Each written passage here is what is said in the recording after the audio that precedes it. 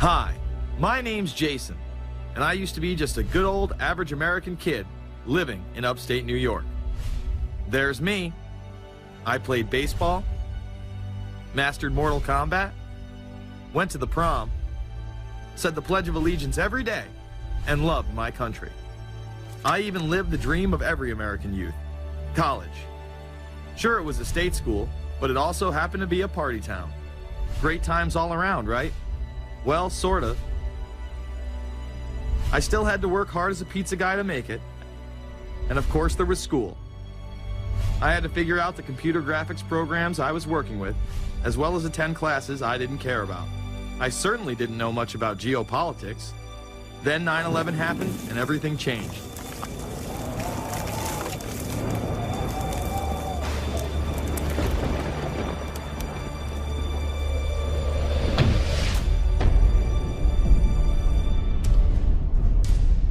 I was pissed.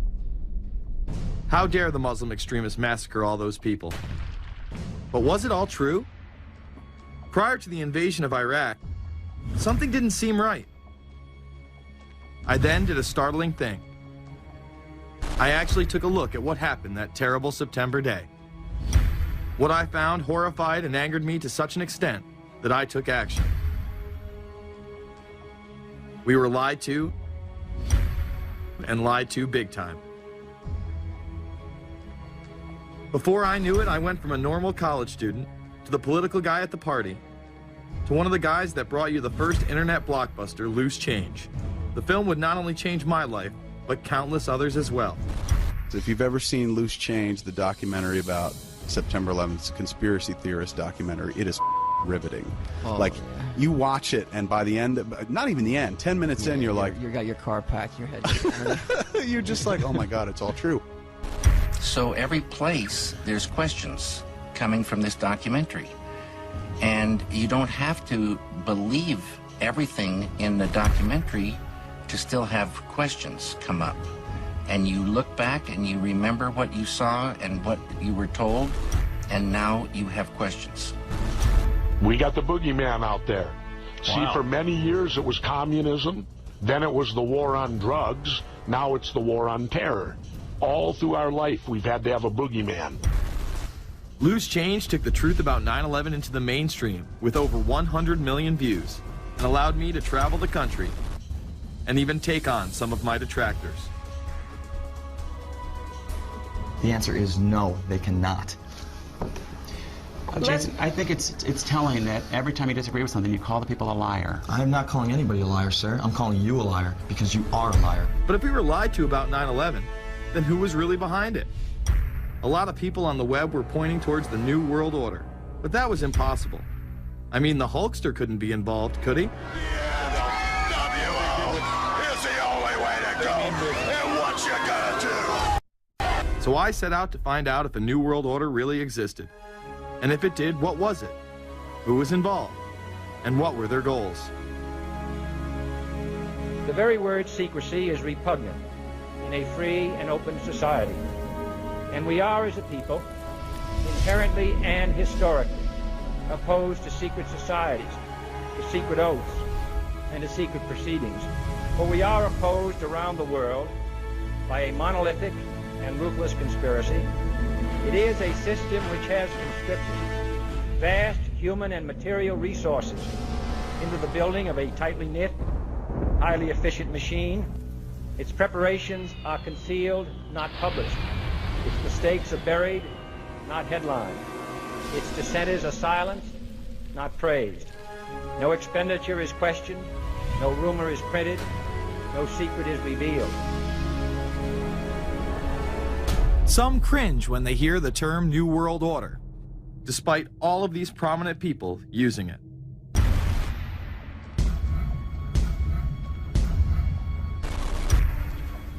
The world that maybe some people dreamt of at that conference back in Bournemouth, when it looked as if maybe history would end, that liberal democracy would triumph, that free market economics would slowly progress, and we'd have a new world order.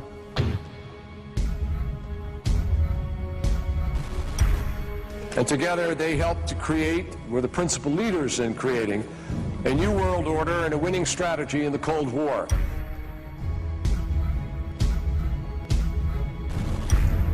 We are part of a new world order. And as the recently departed Admiral William J. Crowe once said, it's long on new and it's short on order.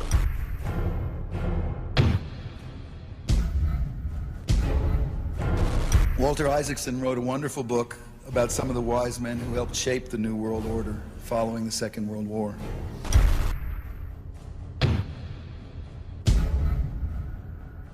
As we devise a way forward in Iraq, I urge the international community to embrace its responsibility for creating that new world order.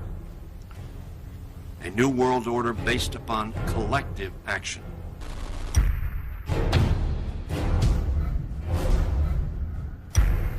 The transatlantic partnership was never just the foundation of our security. It was the foundation of our way of life. It was forged an experience of the most bitter and anguished kind. Out of it came a new Europe, a new world order, a new consensus as to how life should and could be lived.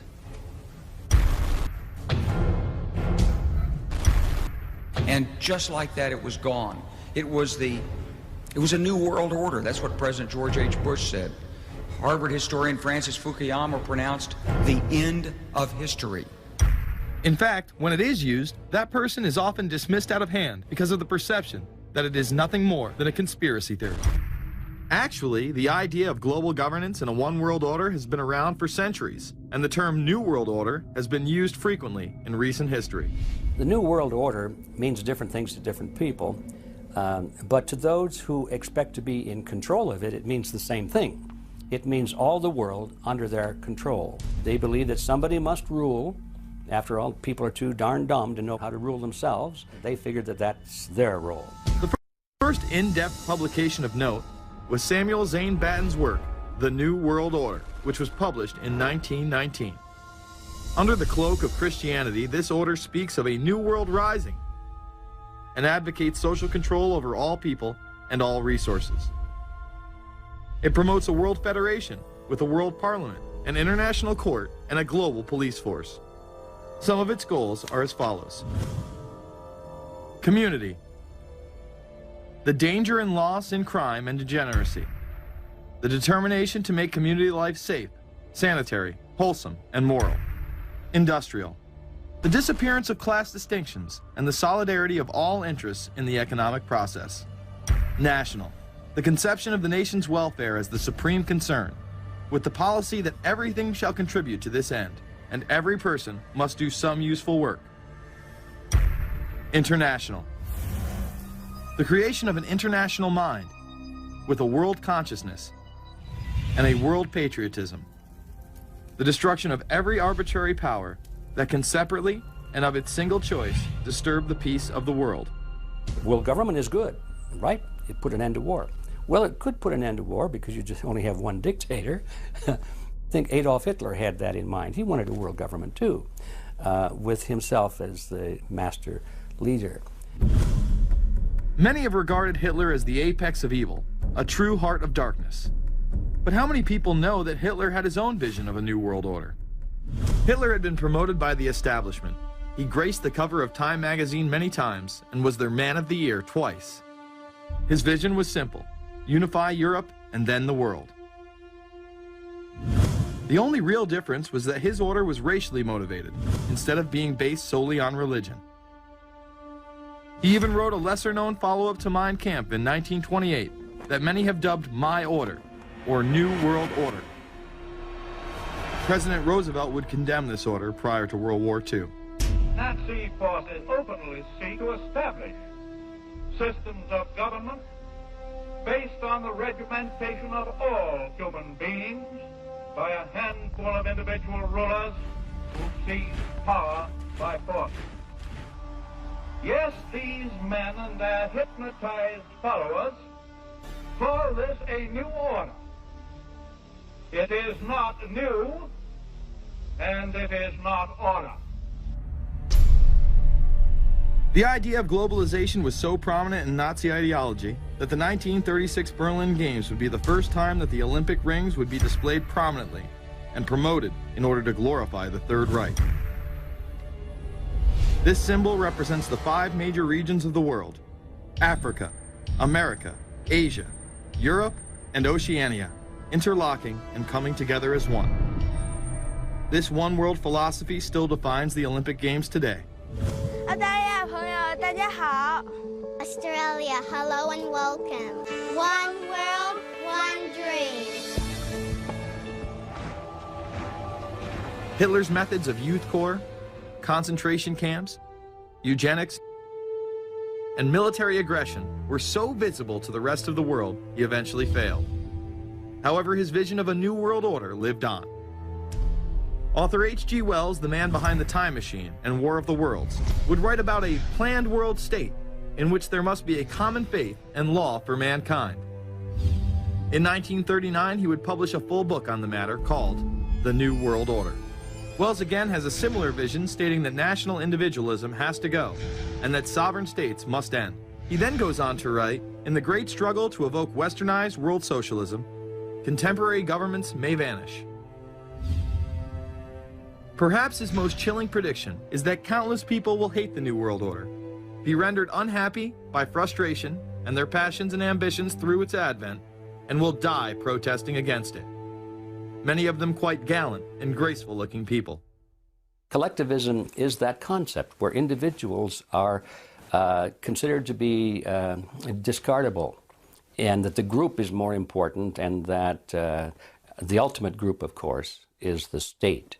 And so it boils down eventually to the fact that the state is the all-important unit of society, and citizens exist only to serve the state. Other men of prominence would also promote a New World Order during the 1960s, including industrialist and former New York Governor Nelson Rockefeller. These are some of the reasons pressing us to lead vigorously towards the true building of a New World Order. Rockefeller would also become vice president under Gerald Ford. Religious leader Pope Paul VI, delegates to international organizations, public officials, gentlemen of the press, teachers and educators, all of you must realize that you have your part to play in the construction of a new world order. As well as former President Richard Nixon. And the hope that each of us has to build a new world order. However, Nixon was largely a mouthpiece for his most dominant advisor, Secretary of State Henry Kissinger. Kissinger may be the most vocal proponent for a new world order of his era. He has called for it time and time again, in policy papers, meetings, and interviews. Time magazine recognized both Nixon and Kissinger as Men of the Year after announcing their New World Order in China. However, they were working on it long before. In these once classified documents, they both discussed the new order with the president of Indonesia. Mainstream media was even critical of Kissinger's vision in the early 70s. In ragged, spasmodic fashion, a new world order is coming into being, but it looks less and less like the world order that Mr. Kissinger had constructed in his own mind. Kissinger's New World Order would fall under the radar for some time. However, it saw a vast revival during the first Bush administration. Here is Brent Scowcroft, former vice chairman of Kissinger Associates and former national security advisor under both Ford and Bush Sr., as he discusses the New World Order. Looking at the subtitle this morning, Are We Ready for the New World Order? Gives me something of the shudders. That phrase, New World Order, I'm afraid I'm partly responsible for resurrecting. To me, what that symbolized was perhaps a fundamental change in the character of our response to national security issues. Here, Charlie Rose asked Scowcroft, Kissinger, and former national security advisor Zbigniew Brzezinski if we are living in a new world order. Where are we as we think about this time in American foreign policy? Are we at a special moment which is being redefined? Or are we creating a new world order? We're at a moment when the international system is in a period of change like we haven't seen for several hundred years. In some parts of the world, the nation state on which the existing international system was based is either giving up its traditional aspects, like in Europe, or as in the Middle East. George H.W. Bush would campaign for a new world order like no other president before him. He would openly discuss it during his State of the Union address. What is at stake is more than one small country. It is a big idea, a new world order, where diverse nations are drawn together in common cause to achieve the universal aspirations of mankind. Again, a unified Europe was a major goal in creating this order. With few exceptions, the world now stands as one. A year and a half ago, in Germany, I said that our goal was a Europe whole and free. Tonight, Germany is united.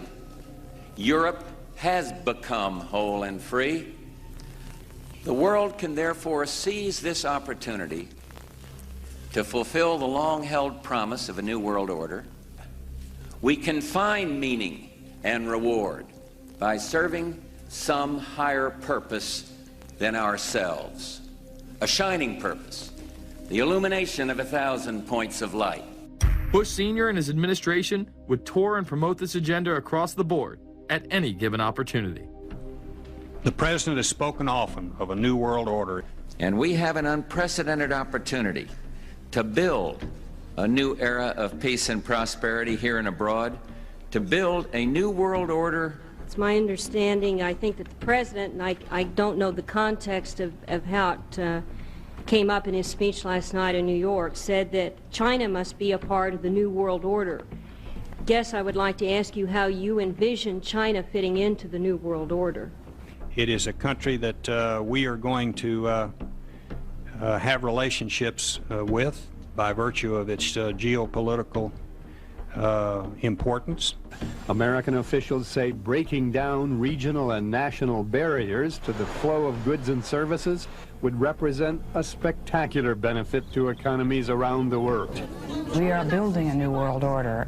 Bush would actually make a commencement address at Maxwell Air Force Base declaring the birth of this order. And that's why I wanted to speak to you today about the new world taking shape around us, about the prospects for a new world order now within our reach. In the coming weeks, I'll be talking in some detail about the possibility of a new world order emerging after the Cold War. But today, I want to discuss another aspect of that order. You see, as the Cold War drew to an end, we saw the possibilities of a new order in which nations work together. It refers to new ways of working with other nations to deter aggression and to achieve stability.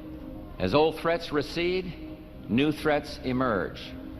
The quest for the new world order is in part a challenge to keep the dangers of disorder at bay. We must build on the successes of Desert Storm to give new shape and momentum to this new world order. Only when this transformation is complete will we be able to take full measure of the opportunities presented by this new and evolving world order. The new world order really is a tool for addressing a new world of possibilities. This order gains its mission and shape not just from shared interests, but from shared ideals. After the Gulf War had ended, Bush was so obsessed with the idea of a new world order that he had a series of Glocks imprinted with the term that he would give to members of his administration, including Colin Powell, Brent Scowcroft, Dick Cheney, and General Norman Schwarzkopf. Cheney would even approve policy papers regarding the New World Order. Defense Secretary Dick Cheney has approved a revised draft of a policy document on the New World Order. The Pentagon is backing off a controversial earlier draft and has abandoned a one superpower strategy. The final document puts more emphasis on international alliances and organizations. This would become an unprecedented Unprecedented time period for people all over the globe to discuss at length what the New World Order meant to them. People within the media. Does anybody want to talk about the New World Order? Is there a New World Order out there, or is this a vision that exists in the... Yeah, it does have its vision, there's no doubt about that. But does that exist in the president's mind, or does it exist out there in reality? This president sees this episode as the first test case, as the first example for the New World Order he is trying to organize. Some people have called it the New World Disorder, and there's a lot of truth to that.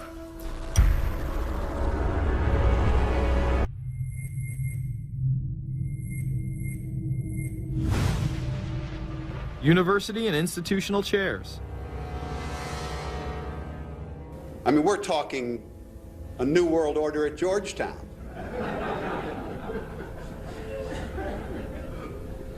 And we'd like to be very much a part of it and continue to live. This is a world that is likely to be dominated in the near future, and perhaps longer, by the Gulf War and the New World Order, which is the buzzword of the moment. So the secret of a New World Order, and at this point it's just a slogan, but it does have some historical background in terms that orders have succeeded each other over time. The secret of this is to learn how to use coalitions. We are effective in the United Nations. People within government. George Bush has invoked a New World Order without enunciating a new American purpose.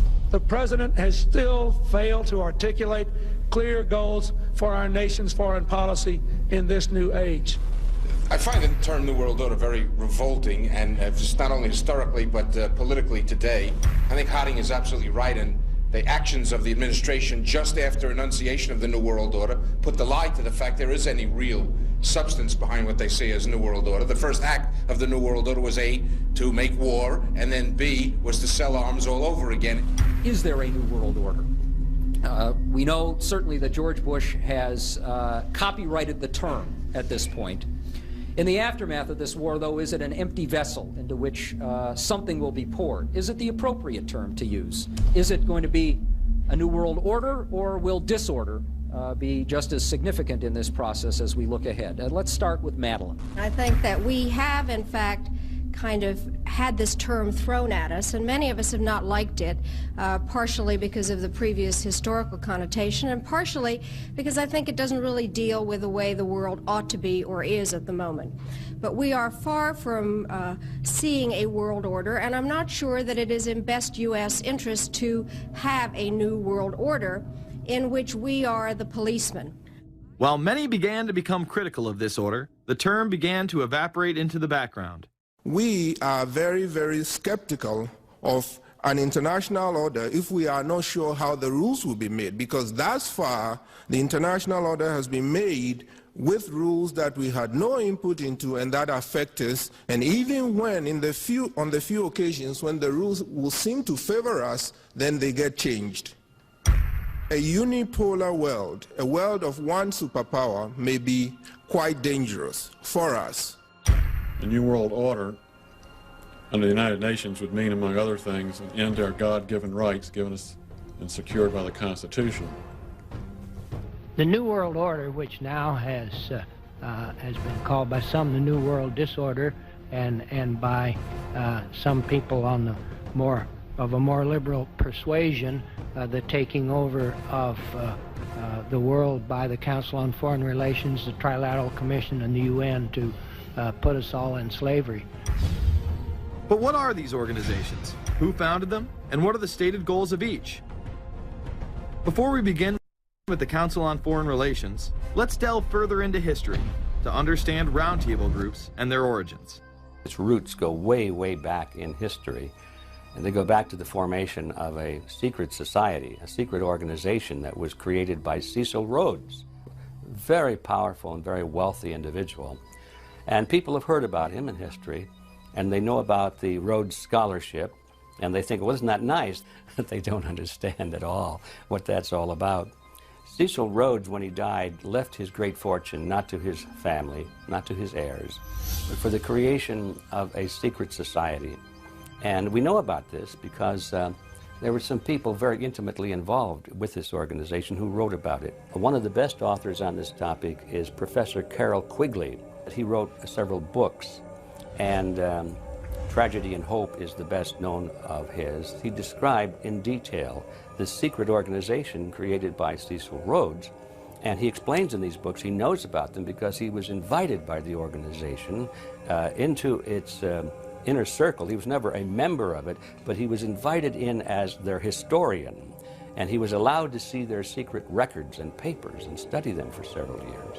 And he knew all the important players, and he understood what it was about, and so he wrote these books. And it's an amazing thing because he laid out in great detail what the purpose of the organization was and how they were the major players in all of the big international events since and including World War I. The bottom line is that you take the roots of that organization and you find out that they created in all of the British dependencies what they call roundtable groups. And then around those little roundtable groups they created front groups. And the purpose of these front groups and roundtable groups was to penetrate into the governments of all of these different countries, to penetrate into the media centers, to penetrate into the educational systems. In other words, to penetrate into the social fabric, the power centers of society, and literally take them over from the inside without anybody being aware that they were controlling influence. After World War I, the International League of Nations arose as a precursor to the United Nations in 1919, under what seemed to be the vision of President Woodrow Wilson and his 14 points. The League of Nations was the first attempt at the New World Order, the first attempt at a global government based on the model of collectivism. And it was the brainchild of the elitists, the ancestors of the very people who are still working on this project. They're collectivists, the very wealthy people. They're the ones in this country who dominated the powerful tax-exempt foundations, like the Carnegie Endowment Fund for International Peace, the Rockefeller Funds, the Ford Foundation, and groups like that. These people were on record, even way back then, that they had to have a new world government, and they dreamed of that being embodied in the League of Nations. And they were solidly behind it. And that was one of the reasons those people encouraged the United States into World War I, was because of the crisis of World War I, and that would also condition Americans to thinking of making big changes in their system, because we certainly don't want another war like that, do we? There's that fear angle again. And they thought, well, by being in World War I, then we would be a major participant at the table to carve up the world and create a new world government. And that was to be the League of Nations. Well, what happened to it is that the American people didn't really go for it. Wilson was aware of the elite and their control over society. In his book, The New Freedom, published in 1913, he discussed such a group. Since I entered politics, I have chiefly had men's views confided to me privately. Some of the biggest men in the United States, in the field of commerce and manufacture, are afraid of something. They know that there is a power somewhere so organized, so subtle, so watchful, so interlocked, so complete, so pervasive, that they better not speak above their breath when they speak in condemnation of it. Ultimately, this insight did not spare him from becoming yet another puppet of the global elite. In all of the British dependencies, these organizations, the front groups, were called the Royal Institute for International Affairs. In the United States, they chose a different name. They chose the Council on Foreign Relations, but it held exactly the same relationship to this inner society of Cecil Rhodes. Among the charter members were W. Averill Harriman of Union Banking, then President of the United States Woodrow Wilson's main advisor, Colonel Edward Mendell House, John D. Rockefeller, the founder of Standard Oil, banking mogul J.P. Morgan, and prominent bankster Paul Warburg. Well, the Council on Foreign Relations exists today. It's probably the most powerful single organization in America. Many observers, including myself, believe that it is the hidden government of the United States. These people are not elected to office, and most Americans don't even know who they are. But they are holding all of the important positions in society. There are only about 4,000 of them in the United States. But I don't care what organization you want to look at, whether it's government, or whether it's universities, or the large media centers, or whatever it is. You look at the people at the tops of those organizations, the owners, the managers, the CEOs, the board of directors, and I'm going to say probably 80 to 90% of the great power centers of America are dominated by just those 4,000 people who are members of the Council on Foreign Relations. Throughout its history, it would contain extremely influential and powerful individuals in finance, business, media, and politics. Former presidents of the United States include Richard Nixon, Gerald Ford, Jimmy Carter, and William Jefferson Clinton.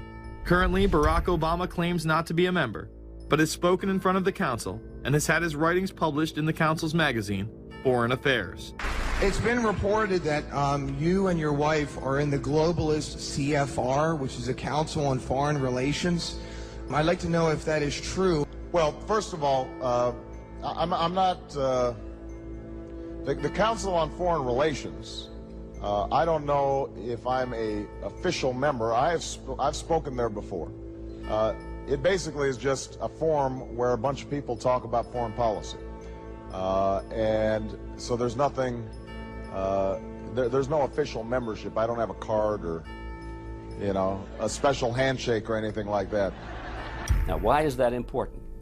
It's important because the avowed purpose of the Council on Foreign Relations is to create a new world order, a global government based on the model of collectivism.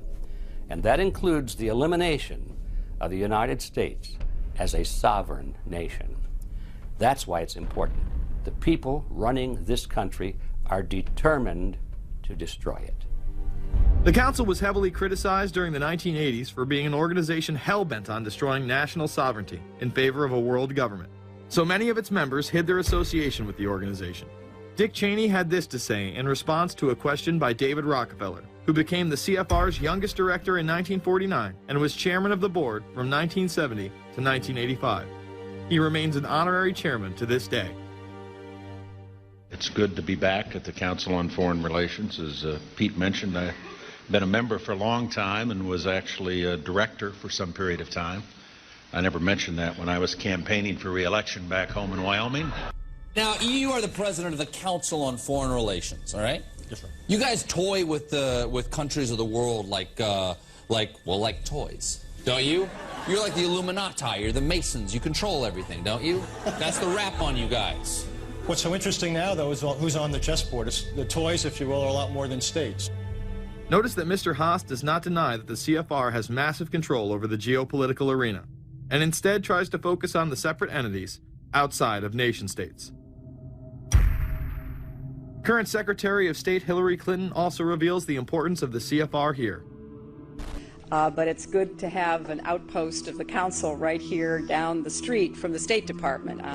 We get a lot of advice from the Council, so this will mean I won't have this far to go to be told what we should be doing and how we should think about the future. You have these private groups that are run and created by the elite, by the ultra-rich, wealthy families that have been manipulating global markets from behind the scenes for generations. They create these private groups that then feed information to the government, to senators, to congressmen, their recommendations, their policy papers, what they think should happen. And it's fascinating because if you actually read what it is that they're doing, the recommendations that they make, they're very able to get them put in place. Discussions that are going on in these private groups are really talks that should be going on in Senate committees and in the halls of Congress, but they're happening with these ultra-elite groups that are then pushing their propaganda into the political mainstream, and then it's becoming enacted, it's becoming put into law. Still not convinced the CFR is promoting a new world order? Listen to what Leslie Gelb had to say upon leaving the New York Times to chair the organization as its president in 1993. I loved it. Doing a column is a great job. I'm going to an equally great but different job, and in a way a job that caps everything I've been doing in my life, in government and academia and in journalism. I think that's what the Council on Foreign Relations will allow me to do. Well, you know, for example, you had me and 3 or 4 other folks on this show a few months ago to talk about the New World Order, right? Exactly. Right? Bob I talk Hormats about and it, you, exactly. Right. I talk about it all the time. New World Order wants a global system where one small central authority of individuals can then dictate a policy that's going to be distributed down to the rest of the world, everywhere, in the smallest little town in the middle of nowhere in some remote country. I now think it's safe to say that the Council is extremely influential on the world stage and openly promote global governance. The Council and the globalists were able to take this agenda to the next level following World War II. The United Nations was born out of the ashes of this conflict. Unlike the League of Nations, the United States not only joined this organization, they championed it. First book I wrote was The Fearful Master, a second look at the United Nations. It was written at a time when it was not popular to be critical of the UN. I mean, the United Nations was viewed by almost everybody as our last best hope for peace. It was a means, we were told, to bring humanity together and put an end to war and live in peace and harmony and promote trade and all of these good things. I wish it were any of those things, but it's not. The original charter for the United Nations was drafted in San Francisco in 1945, and the United States became a permanent member of the Security Council, along with France, the United Kingdom, the Soviet Union, and the Republic of China. The process by which other nations' belief systems could be used to erode and eviscerate our Constitution and Bill of Rights had taken a giant leap forward. The United Nations is one of the most well-known sort of globalization attempts. Its primary goal is to streamline all the governments of the world, to create a global council and to unify all the rules and all the regulations for the world. So it's essentially the precursor and an engine of this new world order. The United Nations is made up of all of the countries of the world, most of which are dictatorships of one kind or another. And you don't take a bunch of dictatorships and put them into a bag and shake it up and come out with a freedom-loving governmental unit. You come out with a global dictatorship. This was the public base of global governance. However, many other organizations have been birthed since.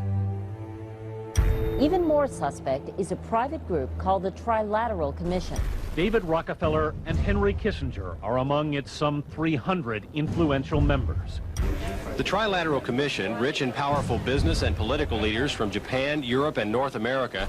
The New York-based policy group was formed in 1973 by Chase Manhattan Bank Chairman David Rockefeller. In addition to Rockefeller, there are many other noted American members. Among them, economist Alan Greenspan, former Defense Secretary Harold Brown. George Bush was once a member, but resigned last year before his unsuccessful presidential campaign. Back then, it wasn't politically wise to be aligned with what his party's right wing considered a shadow world government. The United Nations would take over America. The Trilateral Commission would control the world. Just look at its membership, they say. Current and former members include Presidents Clinton, Bush, and Carter. Names like Brzezinski, Christopher, Kissinger, and Schultz. And top executives of ITT, Xerox, Exxon, and Nations Bank. Although this group with only 300 members seems to be at the apex of the power structure, there is yet another group formed in 1954 that is even smaller in number and has a greater influence on world events. Meet the Bilderberg Group. This elite group meet annually around the globe.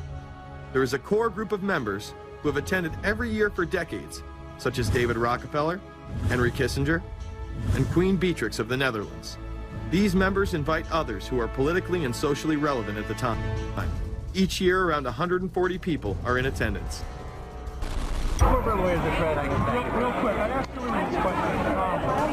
In June of 2004, you attended a meeting in Italy called the Bilderberg Group. I just want to know what you were doing out there, what that was all about. If she lied to me and told me she didn't go, I figured you might tell me the truth. All I did was go. They had a Republican and a Democrat. The Republican was I gave like a 20-minute talk on the presidential election. And did it have anything to do with being John Kerry's running mate? Did you talk about that at all? No, because I wasn't his running mate. Okay. I happened to be in Europe then on my way to Russia. I was invited to go to Bilderberg by Vernon Jordan, a friend of mine and a genuine hero of the civil rights movement. And to the best of my knowledge, NAFTA was not discussed by anybody in my presence. Documents released by the group in 2001 reveal that in September of 1955, the group met in Germany and covertly outlined the idea of a European Union. Section E, European Unity, discusses the general support for European integration and unification, and the idea to unify Germany once again with the rest of Europe under a common marketplace. Belgian Viscount and current Bilderberg chairman Etienne Davignon told the EU Observer in 2009 that the next Bilderberg meeting could improve understanding on future action in the same way it helped create the euro in the 1990s. This illustrates the patience, vision, and reach of this organization. It was able to promote and establish both a European Union and a European currency over the course of just under 40 years, incrementally. One of the things that the elitists discussed back at the turn of the century when they were talking about how do you convert the United States into a collectivist system was the fact that you can't do it quickly. You have to let people get used to it incrementally, because any major change would be rejected. The 1957 Conference of Rome, where the Common Market Treaty, providing for free trade in all products, was at last signed. 6 nations, France, Germany, Italy, Belgium, Holland, and Luxembourg, agreed to remove all mutual barriers to trade within 12 to 15 years, the embryo of a political union which they proclaimed to be their ultimate objective. In that fashion, it's possible for people to get used to this process and even to think it's a good thing. People will accept the gradual growth of government, the gradual loss of their purchasing power. They'll accept almost anything if it's done gradually, and we have to be very alert to that. 2008 and 2009 attendees include World Bank President Robert Zoellick, Treasury Secretary Timothy Geithner, former head of British Secret Intelligence Richard Dearlove, Donald Graham, CEO of the Washington Post, CNN host and author of The Post-American World, Fareed Zakaria, and many other giants of business, politics, and media. You just came back from meeting with the Bilderberg Group. The Bilderberg Group are, you know, when people who are conspiracy theory people, they send me mail, it's usually about the Bilderberg Group. And I get these books on my front door, which I'm uncomfortable with, and it's all about the Bilderberg, like they're the modern day Illuminati. Are you a member of the Bilderberg Group? I don't think we're supposed to talk about this.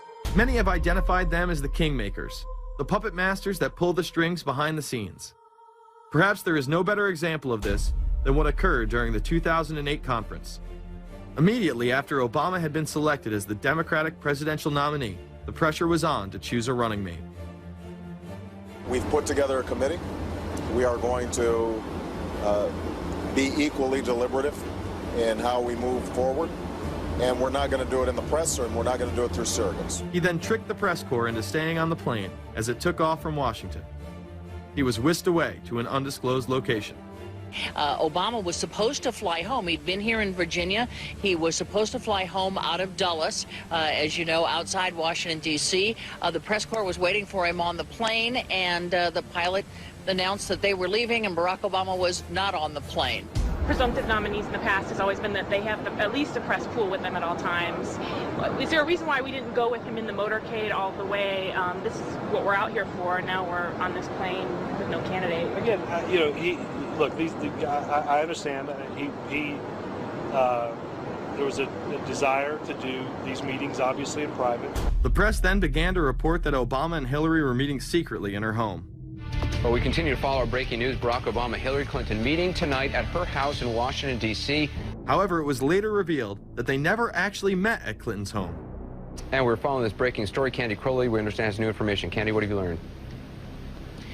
We are hearing actually from Chris Welch, who is our embed with the Obama campaign. Those are the people that took off without Obama and went to Chicago. The spokesman there is in fact confirming that the meeting did take place. They're talking in past tense now, but saying that the meeting did not take place at the Clintons' house. It took place at this point at some place, I don't know where, some undisclosed place in Washington, D.C., not at Hillary Clinton's house.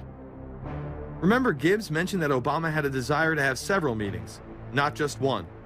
Is there more than one meeting? Is there more than one person with whom I'm not going to get into all the details of the meetings. I don't know that I've got a ton more different answers for all of your questions. The truth of the matter is that Bilderberg just happened to be in the neighborhood at the time. They were holding their annual meeting just down the road in Chantilly, Virginia. What are the chances?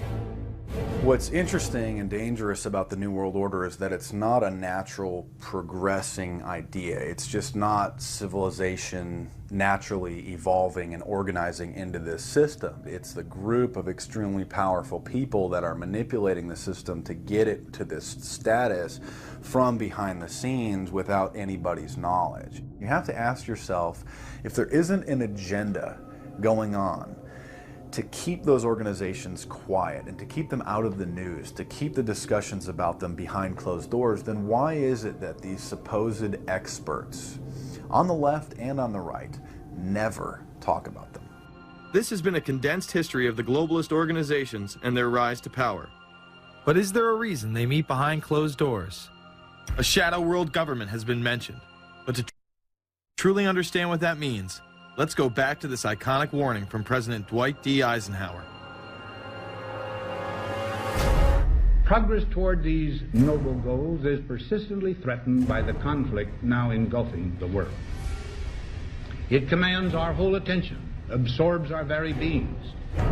We face a hostile ideology, global in scope, atheistic in character, ruthless in purpose, and insidious in method. Unhappily, the danger it poses promises to be of indefinite duration. The need to maintain balance in and among national programs. Balance between the private and the public economy. Balance between the cost and hoped for advantages. Balance between the clearly necessary and the comfortably desirable. We have been compelled to create a permanent armaments industry of vast proportions. We annually spend on military security alone more than the net income of all United States corporations. The total influence, economic, political, even spiritual, is felt in every city, every state house, every office of the federal government. Yet we must not fail to comprehend its grave implications. Our toil, resources, and livelihood are all involved. So is the very structure of our society. In the councils of government, we must guard against the acquisition of unwarranted influence, whether sought or unsought, by the military-industrial complex. The potential for the disastrous rise of misplaced power exists and will persist. America went into a major mobilization, revived its defense industries, and we saw the civilian economy of America more and more skewed through the 50s. Already in Eisenhower's time, he could see it coming, that you were getting a larger and larger defense military component of the economy, which, unlike the rest of the economy, was very, very centrally organized about lobbying for more and more new weapons. It was the political skills of this military-industrial complex, which I think Eisenhower was really warning us about, and rightly. There is a military-industrial complex. Today, we see a situation where the civilian economy is really in tatters, and most of our civilian production has gone overseas to third world countries. What do we export? Our biggest export practically is garbage, but apart from garbage, we export military equipment. We have a special act which subsidizes, makes it possible for countries abroad to buy our armaments because it's too expensive to produce them for one country only. So we have become a very efficient military-industrial complex, but the civilian economy is only a ghost of what it used to be, and this has terrible consequences for democracy because it means that the power of this lobby is now sort of dominating what goes on in Washington. Through multinational corporations, global intelligence networks, out-of-control banksters, all under the veil of national security and black operations, the global elite have consolidated power on a massive scale over the last several decades. You see, global corporations not only fund and develop large technological and military projects here and abroad, they also own the consumer industry and production, as well as all of the important media. By owning the vast majority of what we hear and see on a daily basis, we have been manipulated on a mass scale as to regards to what we believe and desire, both socially and politically. Edward Bernays, the nephew of world-famous psychoanalyst Sigmund Freud, would study group dynamics and become the father of public relations. He authored the book Propaganda in 1928. In it, he described how to intelligently and consciously manipulate the habits and opinions of the masses within a democratic society. He went on to state that those who harness this unseen mechanism of society constitute an invisible government and are the true ruling power. It is they who pull the wires which control the public mind, who harness old social forces and contrive new ways to bind and guide the world. The average American is distracted, mindless, worried about minuscule things, celebrities, as if it was their own family members. And this is by design, because the powers that be, who own the media, know how our brains work. They know scientifically how the human mind functions. They know about sociology, and they are using the media, and have used the media for decades now, to entertain people with issues that don't really matter. When you have the big news networks covering celebrity issues as if it's the most important thing, it becomes the most important thing. And this is not by accident. This is to keep us out of the way. Because if you're worried about the latest celebrity death, or the latest celebrity couple, or the celebrity breakup, or your sports team having a shot at the Super Bowl or the World Series, there's so much information about those issues that can be discussed that will mesmerize people, and they won't know or care about the real issues that are out there. Well, I think this is just one more piece of evidence of the degree to which the media, supposedly the watchdogs, has become the gatekeeper of the system.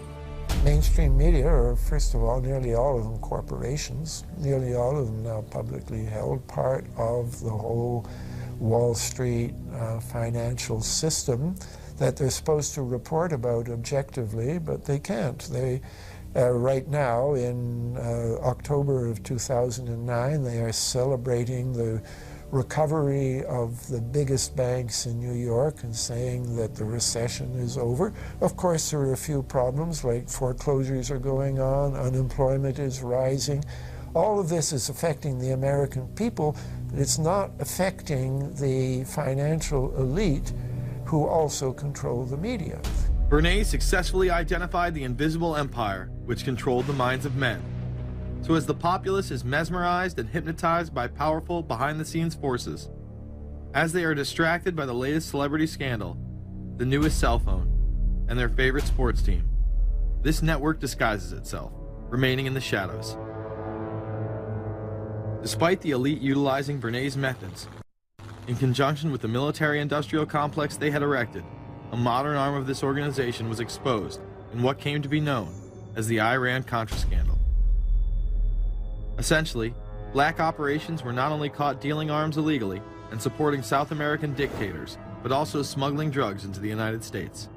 Iran-Contra was really the merging of two different programs. The first one was support for the Contras, who were, let's face it, a force of terrorists in Nicaragua trying to overthrow the Sandinista government.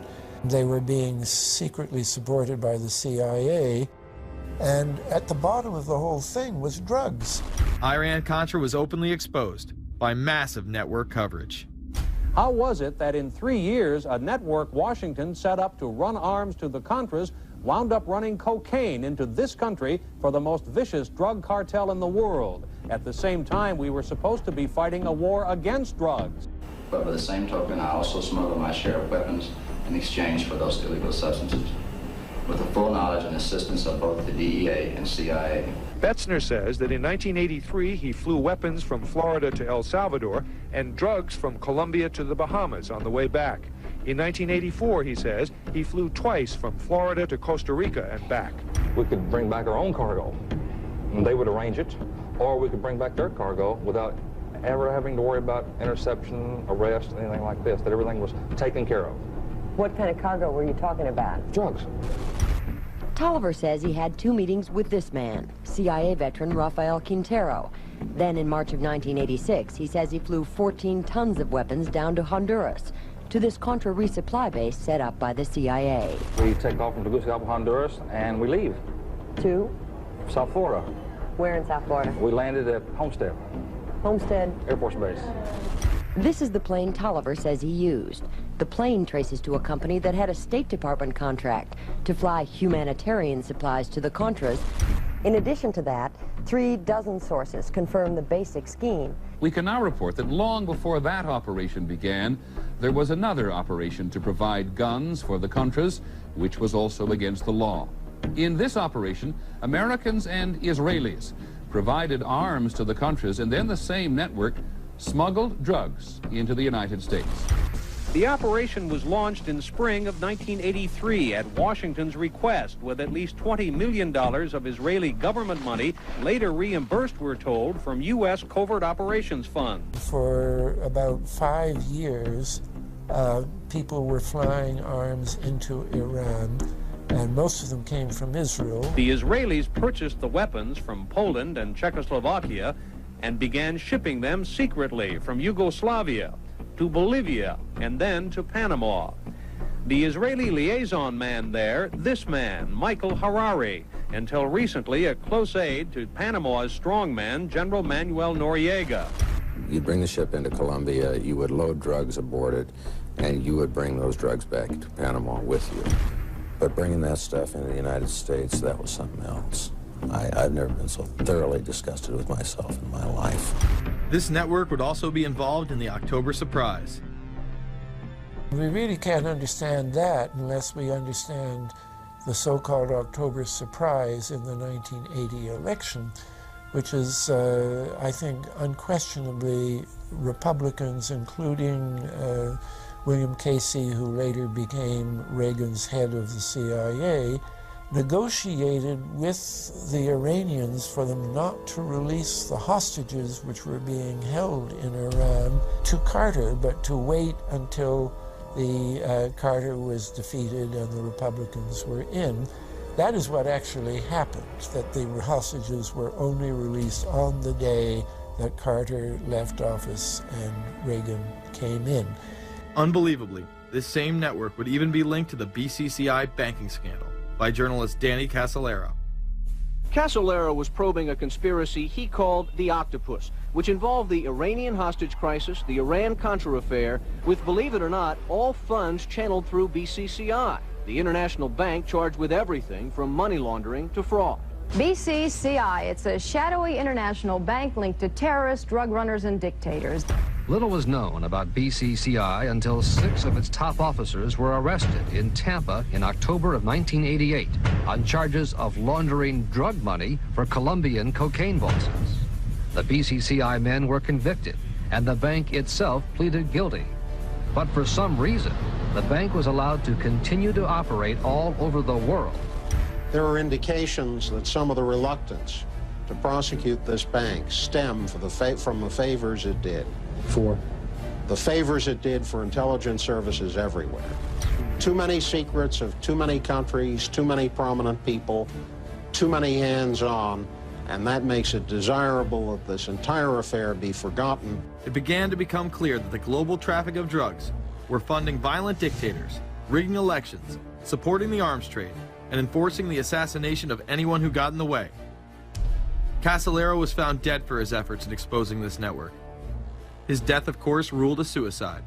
He was meeting a source in West Virginia. He was about to discover all. Instead, his body was discovered in a hotel room with 12 slashes in his wrist, but when the local authorities ruled it suicide, the family said, no way. The housekeeper had taken calls threatening his life. And I pick it up telephone, I say hello, and he say to me, you son of a bitch, you's dead. Cassolero would not be the only person involved in the scandal to wind up in a casket. Meet Barry Seal. At first, the media portrayed Seal as a drug dealer gone good, who was assassinated by the Colombian Mafia.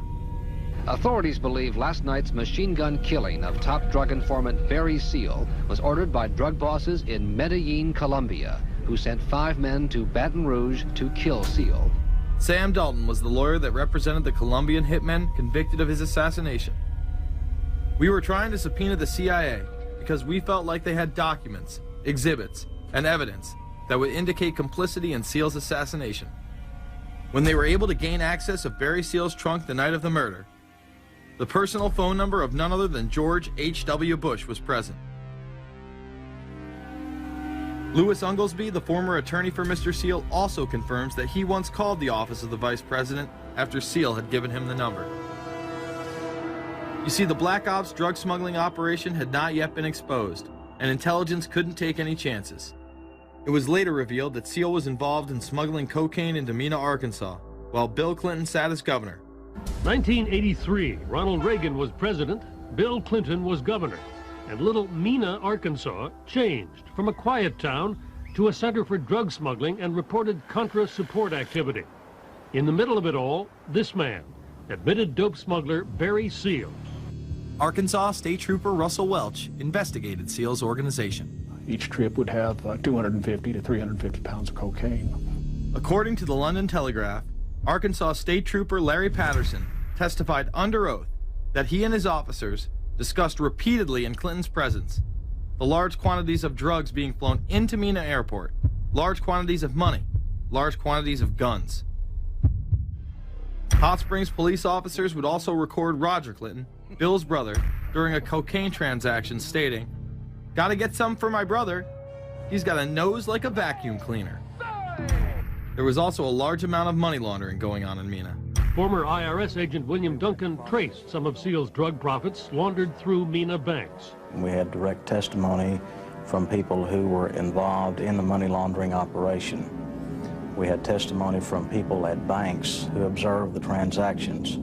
What happened when you tried to make this case before a grand jury? I was never asked to present the evidence to a grand jury, ever. This very same network used BCCI to fund the Afghani rebels. The deputy director of the CIA, Richard Kerr, said late today that the CIA did use the Bank of Credit and Commerce International, BCCI, to support CIA activities overseas. Most people still believe that the Soviets had maliciously invaded Afghanistan in order to spread their communist agenda. The Al-Qaeda was essentially a kind of a byproduct of Brzezinski's campaign to embarrass the Soviet Union in Afghanistan. They weren't in Afghanistan at that time. Brzezinski boasted later that he was responsible for drawing them into Afghanistan. And he did this extraordinary interview with Le Nouvel Observateur in France, and they said, "But aren't you worried that you've created this whole new force of Al-Qaeda?" And he said, "Oh, what's more important, a few crazed Islamists or the fall of the Berlin Wall?" And they said, "But you know, is there no danger? Aren't they dangerous?" And he said, "Nonsense." He said all this in 1998. So I knew Brzezinski at McGill University. We were students together and took very small classes together. And in some ways he's bright, and in some ways he's kind of nuts. And he had the kind of nuttiness that made him attractive to the Rockefellers. Bin Laden and his network were actually funded by BCCI through U.S. covert operations. Well, the reason I bring it up, if you've ever heard any of our call-in shows, you know that we have people that think about the conspiracy theories of people like you. You would be a poster child for these people because you have served on the board of the Council on Foreign Relations. You helped start the Trilateral Commission, and you've been to the Bilderberger group. Are people too close in this world, people in business, too close to the governments? Well, you know, there is such a thing as insidious influence. And the question is, how does it operate? Does it involve bribery? And does it involve some sort of psychological domination of individuals? I don't believe in this notion of some sort of secret societies controlling people. But of course, in any political system, there are sort of over-the-table and under-the-table arrangements. Arrangements that involved ruthless, illegal, and immoral activities in order to dominate humanity. Despite all of the evidence that has just been presented, this network would fall down the memory hole, even though 14 convictions were made in the Iran-Contra scandal. The continued cover-up would be made possible by George H.W. Bush. These documents that came forward in the North trial clearly reveal the involvement of the Vice President to a greater degree, I think, than he has acknowledged heretofore. This, of course, did not stop him from pardoning those involved during the twilight of his presidency. Some new reverberations today to President Bush's Christmas Eve surprise, the pardoning of former Defense Secretary Caspar Weinberger and several others in connection with the Iran-Contra allegations. Well, now the special prosecutor says it's the president who needs to explain some things. The real issue is why the notes weren't produced 5 years ago when the congressional investigation and the independent counsel's investigation had requested them. Because high-level political officials scrambled to limit the investigation and establish plausible deniability for the upper echelons of the network, including Bush himself. So who is this guy, and how did he come to power? To understand that, we must first take a look at his father, Prescott.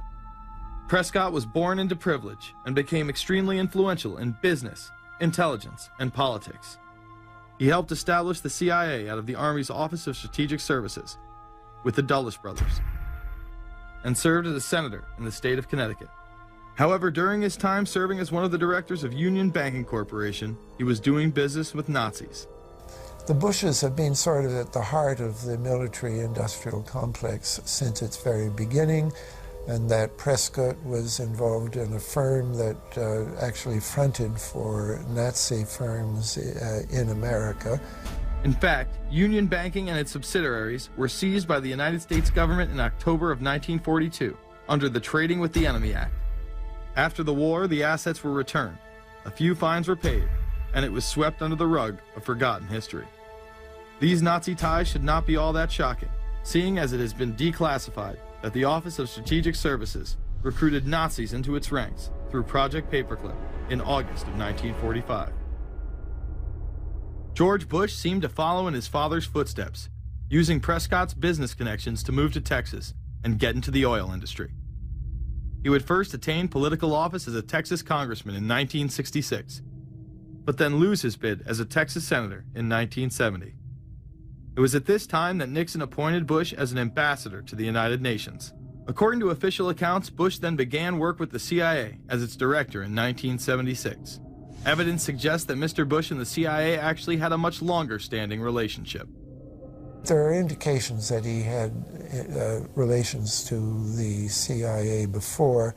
There's a very strange memo, and the names are George Bush. And when this was published, there was a lot of fuzzing of the issues, but given George H.W. Bush's strong connections with the Cuban community, I think there is a good chance that it was that the George Bush we know, so that he did have a CIA connection. Bush left the CIA just under a year after his appointment. He is credited with restoring the agency's morale, as its image was being shattered by the Church Committee's revelations of the CIA's unauthorized activities involving assassinations and corruption. In reality, Bush was responsible for denying the Church Committee many of the documents it requested, and making it impossible for them to do a thorough investigation. After his time as CIA director, he devoted himself to becoming the next president of the United States. Many people within his own party did not like his globalist ties. Along the campaign trail, Bush continually had to explain his association with the group. You know J.R. Ewing in the show Dallas? J.R. is a member of the Trilateral Commission, I think. It's got to be because it's so bad. Let me tell you something. I used to be a member of it. I resigned, as I did from every business thing I was in, to concentrate on one thing, running for President of the United States. Ronald Reagan initially had no interest in having Bush as his running mate. Even then presidential candidate Ronald Reagan had questions. I would suggest that maybe Mr. Bush would clear the air if he'd tell us why he resigned. Reagan's backers then forced him to choose their intelligence frontman, George H.W. Bush, as his vice president. But in spite of last year's campaign rhetoric, all seems to be back to normal between George Bush and his old colleagues. And President Reagan, who is relying on many of these powerful business leaders to make his economic package work, will host commission representatives at the White House Monday. After Reagan's election, there was an attempt on his life, just 69 days into office. Astoundingly, Bush would again be connected. So just who is John Hinckley Jr.? When he left this neighborhood 8 years ago, he was, by all accounts, well-liked and seemingly normal. This donut shop near the motel was visited by Hinckley, who reportedly waited for a phone call here each day, even though he had a phone in his motel room. The nature of the calls is not known. A touch of irony. The young man walking with the elder Hinckley is 30-year-old Scott Hinckley, John Jr.'s brother. He and Vice President Bush's son, Neil, are friends. They had planned to have dinner together in Denver tonight. The plans have been canceled. We were told Hinckley was a madman acting alone. If that was the case, why was he making phone calls from a payphone down the road instead of his hotel room? Why was the would-be assassin's brother a family friend of the man who stood to gain the presidency? While Reagan led the nation in the public eye, Bush exploited his power through the largely unknown Continuity of Government Directive. In the United States federal government, there is a super-secret agency which controls this shadow government. The National Program Office allowed Bush and his network to attain executive emergency powers. Ronald Reagan authorized the National Program Office when he signed a top-secret directive in 1982. Oliver North was one of the key officers responsible for the program's startup. Under the NPO's direction, 4 agencies were charged with execution of the Doomsday Plan: the CIA, the Departments of State and Defense, and the Federal Emergency Management Agency. An effort was being made to consolidate continuity of government programs across several major departments of the government under one office. After 8 years of secret wars, covertly sponsored revolution and assassination had advanced globalist interests and allowed Bush to achieve his lifelong dream by becoming the 43rd president of the United States. The fall of the Soviet Union left the United States as the sole superpower in the world.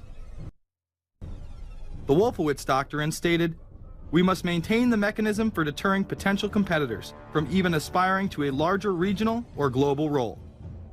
The New World Order was on display with the First Gulf War and the creation of a European Union. After losing to his crony Bill Clinton, he faded into the background as the agenda for a New World Order marched forward. After 1989, President Bush said, and it's a phrase that I often use myself, that we needed a New World Order. We have just exposed many of the globalist operations, including drug dealing, funding terror, dealing arms, and taking over the United States government by stealth. Whenever these agendas were threatened, those who opposed them ended up dead.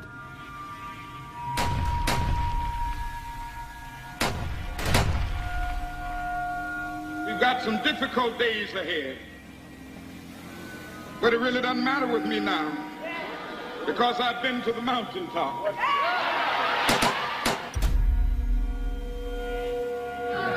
My thanks to all of you, and now it's on to Chicago, and let's win there. Thank you very much. Gave a paper about all 3 of the big assassinations in the 60s, which was John F. Kennedy, Bobby Kennedy, and Martin Luther King. And there are certain common denominators. I call these events deep events. We've become accustomed to the idea that every now and then something is going to happen, and we just know from the beginning we're not going to get to the bottom of it. And the more they happen, the more reconciled we've become to this state of affairs. In 1978, the House Select Committee on Assassinations could not ignore there was a conspiracy in regards to the assassination of John F. Kennedy and Martin Luther King Jr. Good evening. A congressional committee has concluded that President John Kennedy and civil rights leader Martin Luther King Jr., both of them, were probably killed as the result of conspiracies. The House Assassinations Committee wound up its 2-year study by recommending that the Justice Department look into both cases. In the assassination of Dr. Martin Luther King, the committee concluded the likelihood of conspiracy. The committee's summary of findings says President Kennedy was probably assassinated as a result of a conspiracy, that its evidence establishes a high probability that 2 gunmen fired at the motorcade. The committee concluded that President Kennedy did not receive adequate Secret Service protection in Dallas, that the CIA was deficient in sharing information before and after, that the Justice Department and Warren Commission failed to pursue possible conspiracies and made their conclusions too definite. There seems to be no debate that the CIA and Secret Service were involved in the assassination, as you can clearly see 2 Secret Service agents being taken away from their positions at the back of Kennedy's vehicle just moments before the assassination. And no matter what you believe about Oswald, it has now been declassified that Oswald was trained by the CIA in 1957 under the cover of the Office of Naval Intelligence. These political assassinations continue to this day. The 11-person jury in the inquest must decide if these stills, never before seen of Diana in the Mercedes and then the crash, are the frantic moments after a tragic accident or the aftermath of a calculated murder. Mr. Al-Fayed? Mohammed Al-Fayed, Dodi's father, has long since made up his mind. I believe that my son and Princess Diana have been murdered by the royal family. He claims Diana was pregnant and about to announce her engagement to his son, an embarrassment so great, he says, that Prince Philip commissioned British Secret Service to kill the couple. Assassination is an option when the ruling class can identify an enemy who cannot be compromised. But how do they bend the population's will to do their bidding? Well, the false flag operation is one in which the attacker carries the flag of someone else. It's usually a military operation, and the purpose, of course, is to create the impression that the attacker is someone else. They want to create negative public opinion against the nation whose flag was being used. Or they may even not use a flag at all. This sort of thing is done all the time, and it's certainly not unique in history. I think we've been seeing a lot of it lately. Americans are easily motivated by false flag operations, and I think it's inevitable that we will see false flag operations in the near future. It is used in order to seize power at an accelerated pace. A very well documented modern example of this is the Tonkin Gulf incident. There were 2 sets of Tonkin Gulf incidents. The first one on August 2nd were real but trivial. The second on August 4th, 2 days later, were the ones to which we actually sent planes off in retaliation and were, in theory, much bigger, a torpedo attack on a U.S. destroyer, but in fact it never happened. When McNamara visited Vietnam, he confirmed the Tonkin Gulf incident never occurred, and once again, we were lied into war. To this day, I don't know what happened on August 2nd and August 4th, 1964 in the Tonkin Gulf. The general provided the answer, saying his Navy attacked the Maddox on August 2nd, but on the 4th, nothing happened. There was absolutely nothing, he said. We know for a fact now that NSA and CIA both falsified their reports up to Johnson on that day to make it look as if there had been an attack. Upon the fall of communism, a new threat had to be established in order to maintain their military-industrial complex and keep the people in fear of invisible enemies. More modern examples of this have been used not only to start conflicts abroad, but to instill fear in large populations in order to demonize groups and further erode civil liberties. The majority of people still believe that Timothy McVeigh was a right-wing extremist who bombed the Oklahoma City building with a Ryder truck because he was upset with the government. People close to the event told a very different story. A local congressman believes that convicted bomber Timothy McVeigh and his accused co-conspirator Terry Nichols are not the only ones involved. The Oklahoma State Representative Charles Key produced a videotape featuring witnesses who claim to have seen Timothy McVeigh with another man the morning of the bombing. He was wearing a ball cap. Timothy McVeigh had his on backwards, which just like this. It was on his head. The other gentleman had his on like this. In fact, the FBI had actively pursued John Doe No. 2 in its initial investigation, then denied his existence altogether. There were also multiple reports that explosives were found inside the Murrah building. The Justice Department is reporting that a second explosive device has been found in the AP Murrah building in downtown Oklahoma City. Mike, you're still with us, aren't you? Yes, I am, and I might tell you in addition to that, in fact, what we were told at the scene a few minutes ago was that, in fact, 2 different explosive devices were found in addition to the one that went off. The second explosive was found and diffused.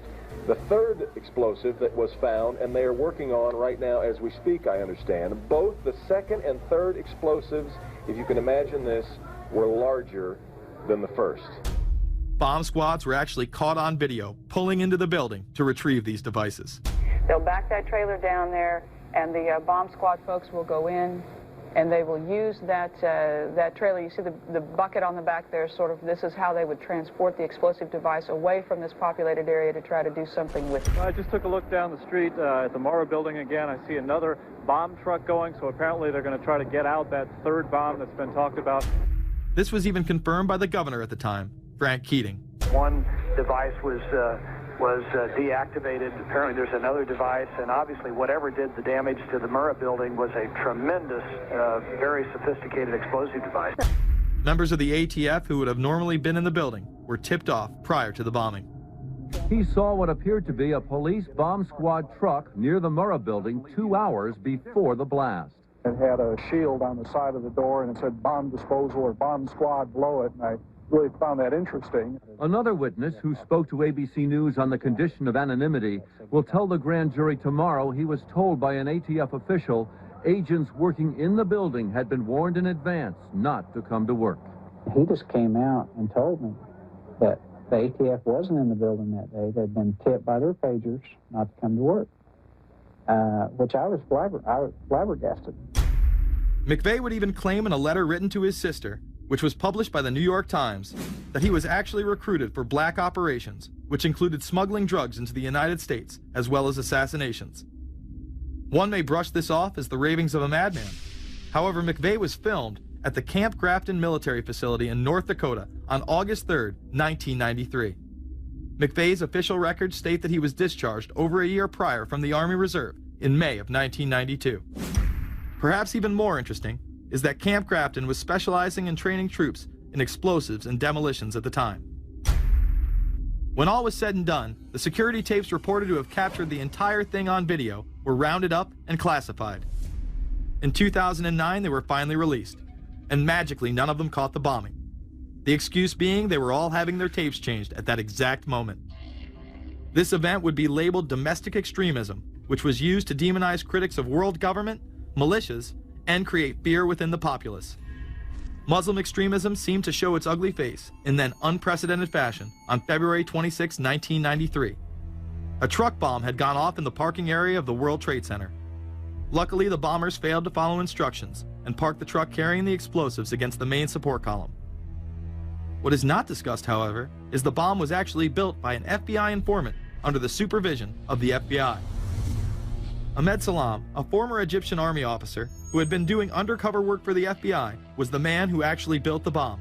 When he was told that he would have to use real bomb-making material instead of harmless substitutes, he became suspicious and began taping his conversations with FBI officials.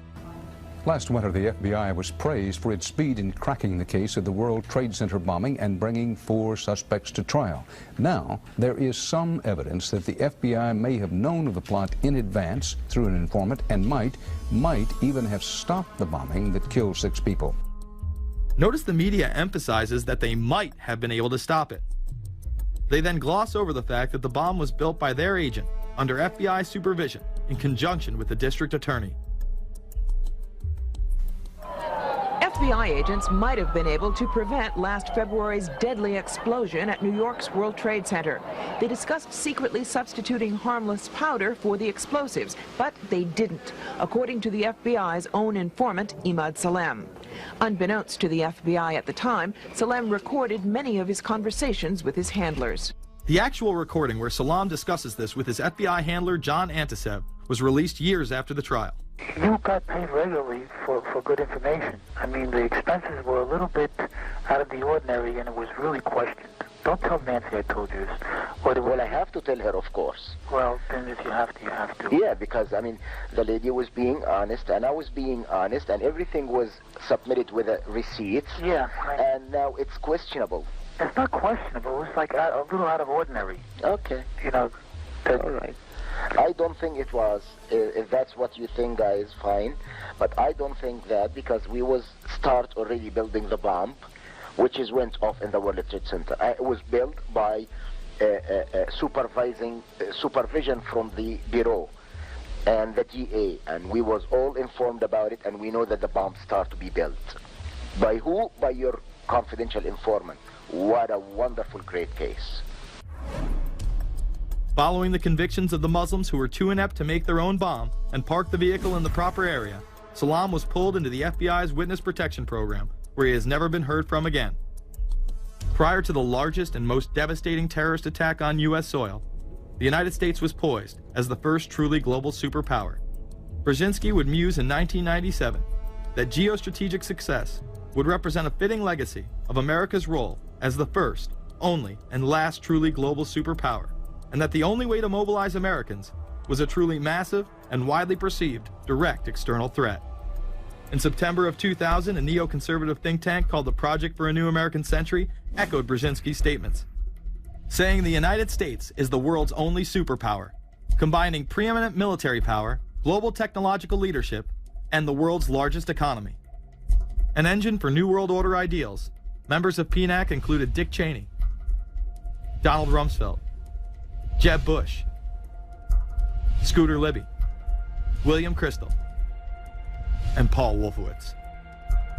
Describing the difficulty in projecting force, they write the process of transformation is likely to be a long one, absent some catastrophic and catalyzing event, like a new Pearl Harbor. This takes us full circle to the September 11th attacks of 2001. In my previous film, Fabled Enemies, I expose in great detail the Saudi Arabian, Pakistani, and Israeli connections in conjunction with this international intelligence operation. In the early 1980s, bin Laden worked with operatives from U.S. intelligence, the Pakistani military, and Arab states. They ran a wide-ranging covert network that recruited and financed Muslim fighters to battle the Soviet army. The hijackers that were trained at U.S. military installations and protected by the FBI and CIA. The military exercises leading up to 9/11, and those that took place as the attacks occurred. Open line. Surveillance, Sergeant Richmond. Sergeant Richmond, Sergeant Light from Cheyenne Mountain Test Control. How are you? I'm doing fine. Okay, I need you to terminate all exercise inputs coming to Cheyenne Mountain at this time. Copy. And stay on loop until I verify that connectivity is disconnected on the exercise side only. Okay, no, do not do any more inputs on the exercise side and stand by. I got Cheyenne Mountain on the line. Terminating all exercise inputs. So, over, see if you didn't know this exercise. Oh, yeah. The Black Ops program, Able Danger, and the shadow government involvement.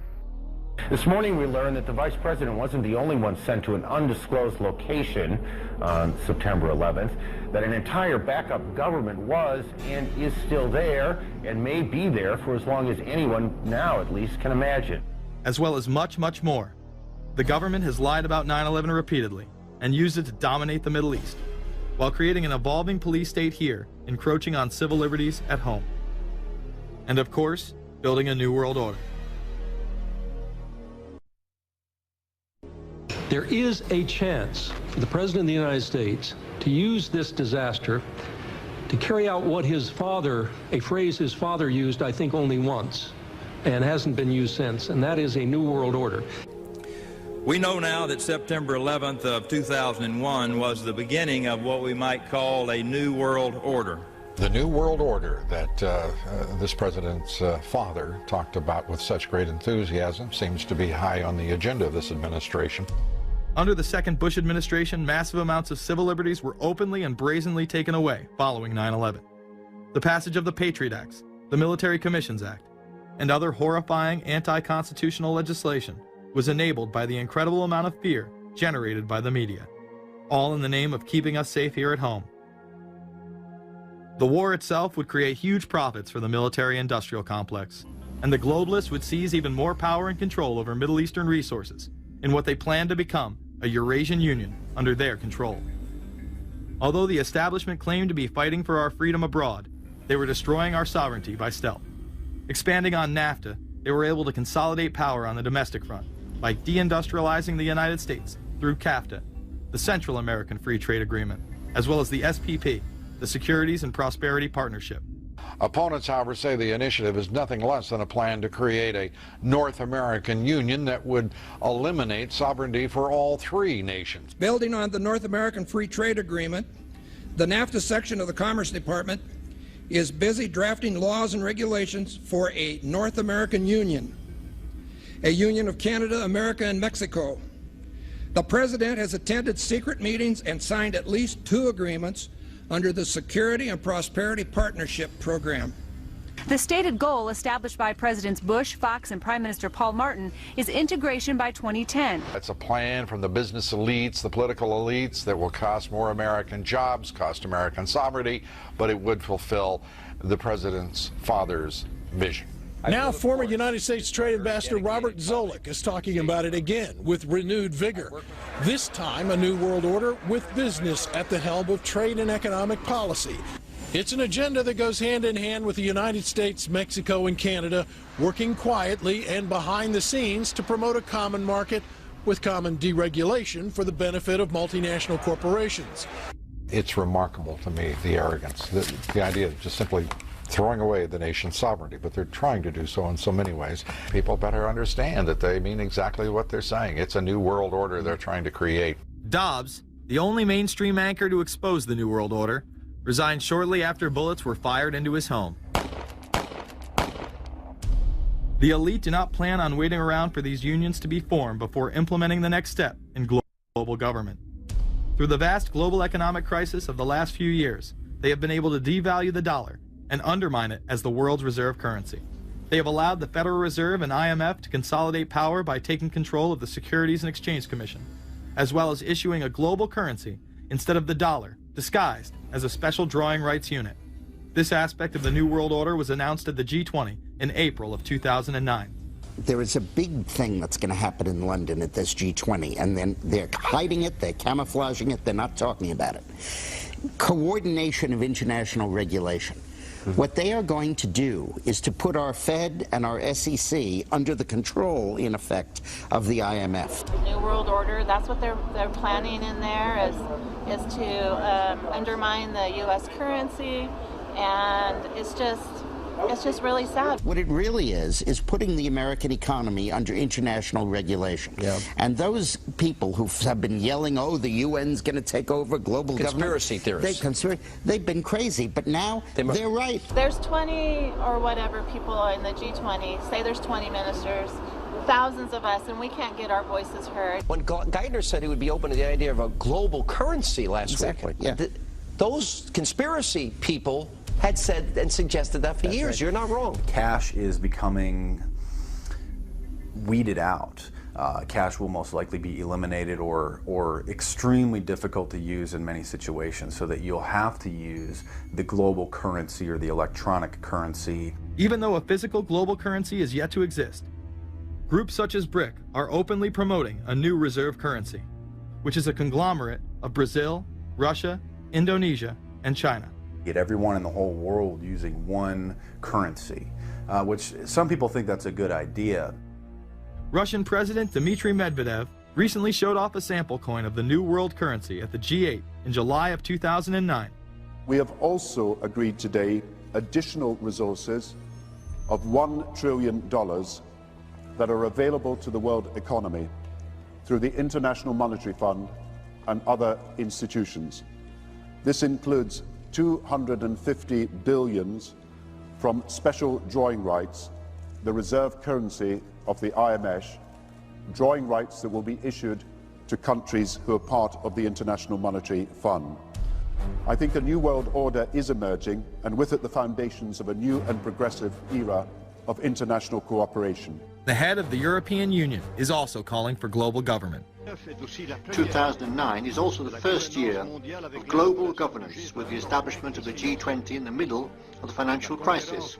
Gordon Brown has called for a world constitution. We now need nothing short of a world constitution for the global financial system. Both Gordon Brown and Barack Obama had been groomed to be the next Anglo-American spokesman for this new world order after Bush and Blair stepped down.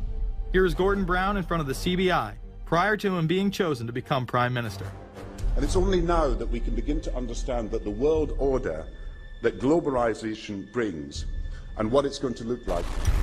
But what does the new world order mean for countries like ours who are looking to succeed?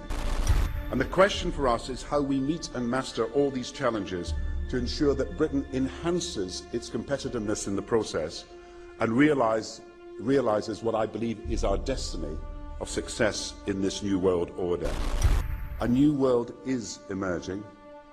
It is a new world order with significantly different and radically new challenges for the future. President Barack Obama has also espoused similar views on globalism. Here he is in Berlin, Germany, in July of 2008, in what media have dubbed his New World Order speech. Well, there have been extraordinary scenes in Berlin tonight as thousands of people gathered to hear Barack Obama deliver key foreign policy speech on his current European tour. The Democratic presidential hopeful laid out his vision for America's place in a new world order. In this new world, such dangerous currents have swept along faster than our efforts to contain them. And that is why we cannot afford to be divided. No one nation, no matter how large or powerful, can defeat such challenges alone. But the burdens of global citizenship continue to bind us together. In this new century, Americans and Europeans alike will be required to do more, not less. Partnership and cooperation among nations is not a choice. It is the only way, the one way, to protect our common security and advance our common humanity. That is why America cannot turn inward. That is why Europe cannot turn inward. America has no better partner than Europe. Now is the time to build new bridges across the globe as strong as the one that binds us across the Atlantic. Now is the time to join together through constant cooperation and strong institutions and shared sacrifice and a global commitment to progress to meet the challenges of the 21st century. Barack Obama also became the first sitting president to ever become the chair of the Security Council for the United Nations, which only further cites his allegiance to world government. In an era when our destiny is shared, power is no longer a zero-sum game. No one nation can or should try to dominate another nation. No world order that elevates one nation or group of people over another will succeed. No balance of power among nations will hold. The traditional divisions between nations of the South and the North make no sense in an interconnected world.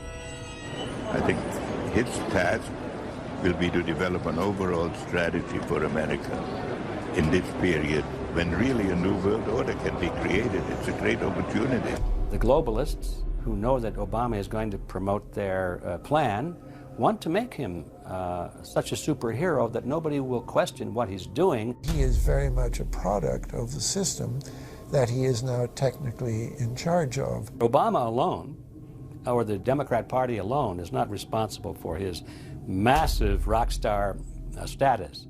It's been done by the media. This establishes that Obama is an unapologetic globalist who holds no one nation above another, despite its policies. Perhaps we should move towards a society more like China if that's the case. After all, on the 60th anniversary of the Communist Mao regime takeover, the Empire State Building, once a proud symbol of the United States, was lit in the colors of the Communist Party halfway across the world. In fact, following the United Nations Copenhagen Conference in December of 2009, the Washington Post ran the headline, "Copenhagen Climate Deal Shows New World Order May Be Led by US, China." The Copenhagen Conference was disguised as a summit that would save the planet from man-made global warming by cutting carbon emissions. When taking a look at the almost 200-page document that was being proposed, it becomes evident that this was yet another attempt to establish global government and set up a global tax. In Section 38, it states, "The scheme for the new institutional arrangement under the Convention will be based on 3 basic pillars: government, facilitative mechanism, and financial mechanism." In Section 47, subsection F, it discusses cap-and-trade schemes and carbon taxes and the use of new and existing flexible carbon market mechanisms. These cap-and-trade schemes were just that, a scheme to further transfer the wealth from the poor to the ultra-rich. One of the ways it will drive the change is through global governance and global agreements. The fact that our president even attended should be considered treason. Just weeks before the conference, ClimateGate hit the media. Secret emails confirm that many of the United Nations lead scientists had engaged in fraud in order to promote the idea that man-made global warming was occurring and that carbon dioxide was a toxic gas. In reality, they admitted the Earth had been cooling for the last decade and that they had destroyed the source data in order to ensure the scientific community would be unable to review their findings.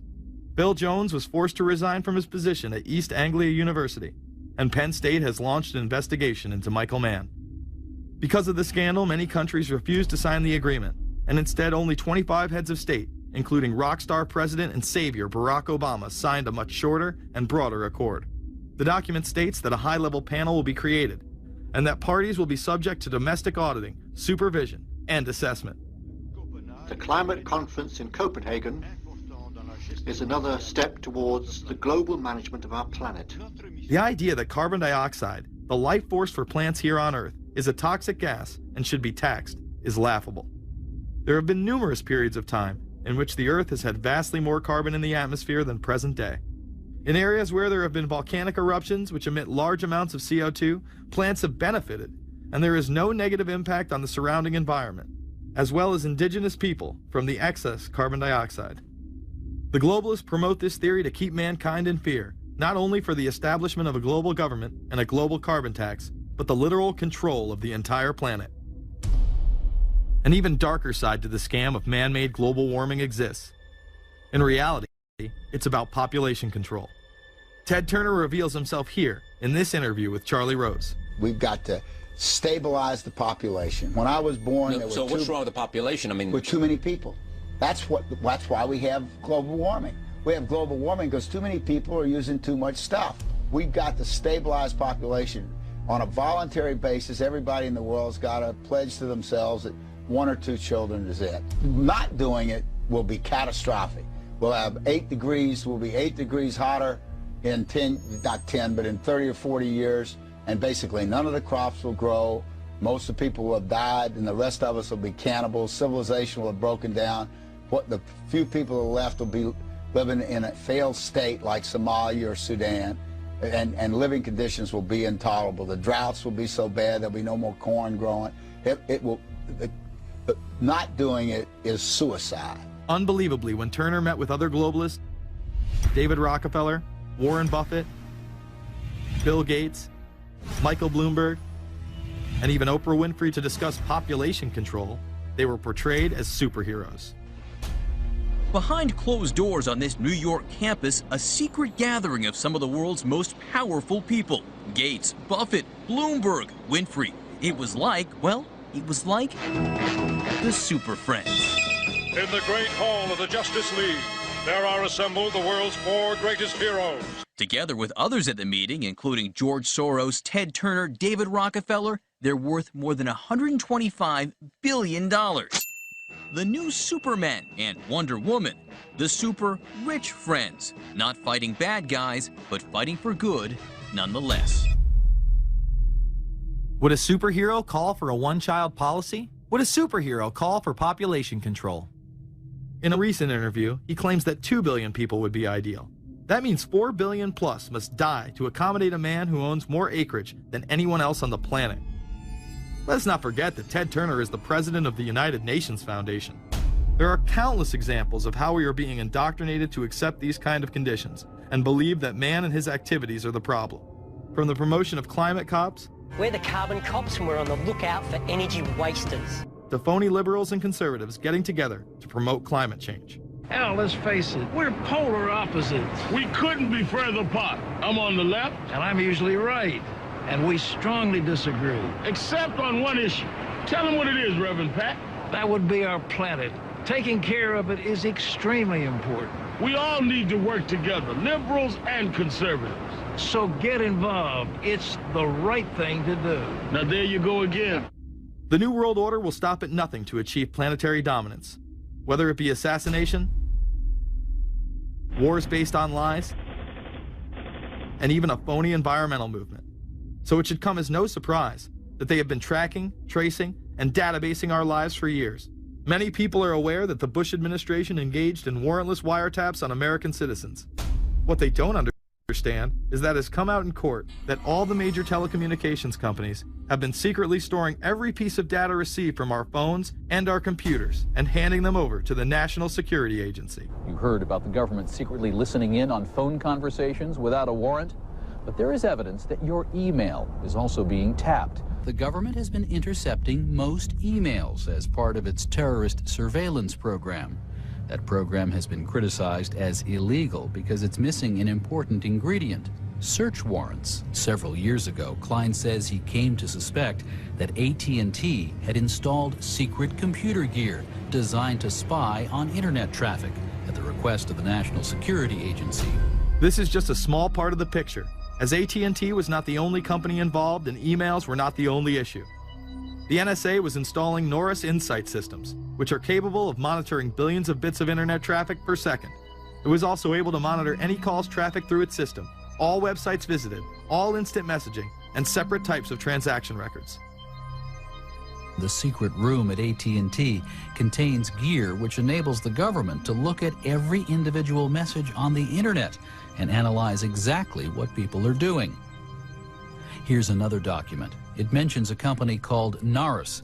Norris makes computer software that can swallow and analyze 10 gigabytes of information every second. That means it could go through all the information in all the books in the Library of Congress in a little over 15 minutes. The documents Klein and others were able to produce were then censored by the NSA. Bankston isn't allowed to talk about the documents in detail. The government has since had them sealed. But he says what is in there boggles the mind. We are talking about a substantial portion of all the communications traffic in the United States. The policies have been shielded by the Obama administration and continue to this day. Attorney General Holder has publicly stated lawsuits be thrown out of court, and after several attempts, Klein and other cases were thrown out as well, once again citing the national security of what used to be a constitutional republic, not a massive corrupt slave state. Living in the New World Order, when it's close to completion, for the average citizen, for people like you and me, is going to be essentially slavery. We're never going to be able to get ahead. We're never going to be able to amass enough wealth, essentially to retire or to do what we want to do in life. We're going to constantly be working for the man. They're creating essentially a two-class system. So it's going to be an inner ruling elite and then everyone else. And I got news for you. You're everyone else. The New World Order that is currently being built revolves around creating a global technopoly ruled by the elite, in which they dominate and control a severely reduced populace, which they treat as their pets. In the New World Order, the people are the enemy. Internal documents released in March of 2009 reveal that the Department of Homeland Security is targeting citizens who discussed the New World Order, people with a Christian identity, or sovereign citizens who argue that the government has gotten away from the intent of the Constitution and are strong states' rights advocates. People who are anti-immigration, stating, extremists will argue that immigrants are taking the jobs of U.S. citizens during times of high unemployment and without paying taxes. People who oppose the Federal Reserve banking system. People who display constitutional party or libertarian material. People who support Ron Paul. And those who have bumper stickers containing anti-government rhetoric. This document is one of literally thousands that make everyone a possible terrorist. This establishes a pattern of demonizing ordinary citizens while giving draconian powers to the state. You are considered guilty until proven innocent. As technology is developed, separate parts of their command and control system are beta tested around the world. Here at home, Boy Scouts are being trained to take on returning veterans and disarm domestic extremists, while national programs such as City Year are training young people to serve the government. I am change. I am fierce. In the United Kingdom, it has been established there are over 4 million CCTV cameras. That is around 1 camera for every 14 citizens. Their purpose is not to solve crime, as it takes 1,000 CCTV cameras to solve just one crime. It is to create a tattletale society in which everyone is under constant surveillance by the state and those around them. The company Internet Eyes is now paying people to log on to the internet and watch CCTV cameras in real time as they turn in criminals for cash. Families deemed by the state to be unfit in England have now been put under 24-hour CCTV supervision in their homes. This program has plans for 20,000 families in England, which is to double in the next 2 years. Your every move in both your home and the outside world is under constant surveillance by a criminal elite who operate above the law. As we are constantly under the microscope, their activities remain in the shadows. Obama extended diplomatic immunity to Interpol with Executive Order 12,425, further empowering criminal behavior within our own government. In the Middle East, endless wars will continue. Under the Obama administration, we have sent tens of thousands of more troops into Afghanistan, all while the same network exposed in the Iran-Contra affair discussed earlier controls the opium trade. It was revealed in October of 2009 that the CIA had been funding puppet Afghani leader Hamid Karzai's warlord brother for the last 8 years. He is the lead opium dealer in the region. It seems the same cartel that was dealing drugs in the 80s and 90s never stopped. After all, how else could the government fund black operation programs across the board? The Karzai regime has whole sections of it which are drug supported, and we can't touch it. We turned Afghanistan into the major supplier of heroin for the world. It happened under CIA supervision. This continues while many of the Taliban are literally on U.S. payrolls. Is there a possibility that we have Taliban employees? The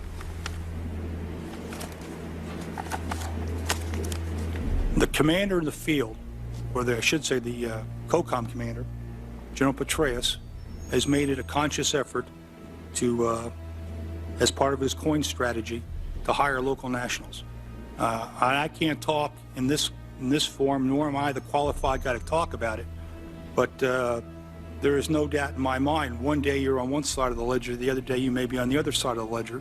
Biometrics have been instituted in both Afghanistan and Iraq, where individuals are subject to fingerprint devices, iris scanners, and electronic databases to screen local residents as well as DNA tests. This includes anyone within the populace of a combat zone. Someone has to go out there with the biometric registration equipment, take your iris scans, take your scans and get you registered in the system like that. As scary and tyrannical as these systems seem to be, none may be as dangerous as the implantable RFID microchip. Through various pretenses, including terror, security, and entertainment, the chip has been promoted and integrated into society. In 2001, following the 9/11 terrorist attacks, the Jacobs family became the first family to be injected with microchips in front of a live television audience. We have a Florida family who are really pioneers in a brave new world. They have volunteered to be the first ever to have microchip identification devices implanted into their body. After 9/11, I was really concerned with the security of my family. In 2004, the FDA approved the use of RFID technology to be implanted into human beings. However, studies dating back to the 1990s show the implantable microchip has been linked to cancer in animals, but this has not slowed the agenda of control. In Barcelona, trendies get chips in order to receive VIP status at the exclusive Baja nightclub. A simple swipe of the arm gets them in without a line, and it pays for their drinks too. The Mexican government also chipped employees for security measures in 2004.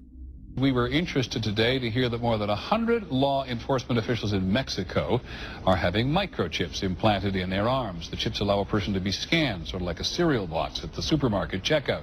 Mexico's Attorney General and 160 of his deputies have had microchips implanted in their arms. It is to provide access, said the Attorney General, to the right people in exclusive areas. Today, aside from being promoted as a device that can save your life by storing all of your medical information in it, it is being promoted as the next generation tool for video gaming. Sega developer Yu Suzuki plans on developing gaming technology using implantable RFIDs. He states, people that have some sort of chips in their bodies, to be able to keep track of vital signs. So it doesn't have to be a scary thing, but you could put a sensor here, you know, a bit like the Matrix, as he points to his arm. It's not really something only in the future. Some people already have them, chips in their bodies. Suzuki is correct. It has never been easier to order a microchip online and implant it under your skin. Microchips implanted in your hand, arm, or shoulder is just the beginning. Some have already taken implantable brain chips that may enable the blind to see again, the deaf to hear, and much, much more, including the ability to download information directly into the brain and instantly communicate with anyone in the world, creating a worldwide mind. It's very interesting that the way that the New World Order is going is moving towards a system that is identical to that, whether it's going to be an implantable microchip, an RFID, a thumb scan, whether it's going to be some sort of a tattoo. Imagine a planet where every human being is required to be chipped at birth. This would be the final tool implemented in a command and control world government system in which the elite rule the masses with total control of their lives. This is, of course, a terrible predicament for those of us who are convinced that this system is slowly but surely destroying this country and has to be changed. But we can't count on the elected presidents to do it, and we can't count on the elected Congress to do it. We somehow have to mobilize the technological resources of the internet to create some kind of new political force in this country. So is there anything else about the ruling class we should know? Politicians, business leaders, and media figures are often portrayed as pillars of morality while they describe themselves as Christian conservatives. Nothing could be further from the truth. In reality, many of the elite are groomed at a young age to take part in occult rituals. Those who attend Yale are indoctrinated into the Order of Skull and Bones, an elite secret society cloaked as a fraternal order. Yale University is 300 years old this year, and were you to visit its campus, you would see that it still has exotic clubhouses, which look like tombs where Yale's legendary secret societies meet. Their prestige and importance have largely evaporated, but the rituals are still a secret. And so when we heard that some enterprising characters had managed to spy on the famous Skull and Bones Society, we couldn't resist.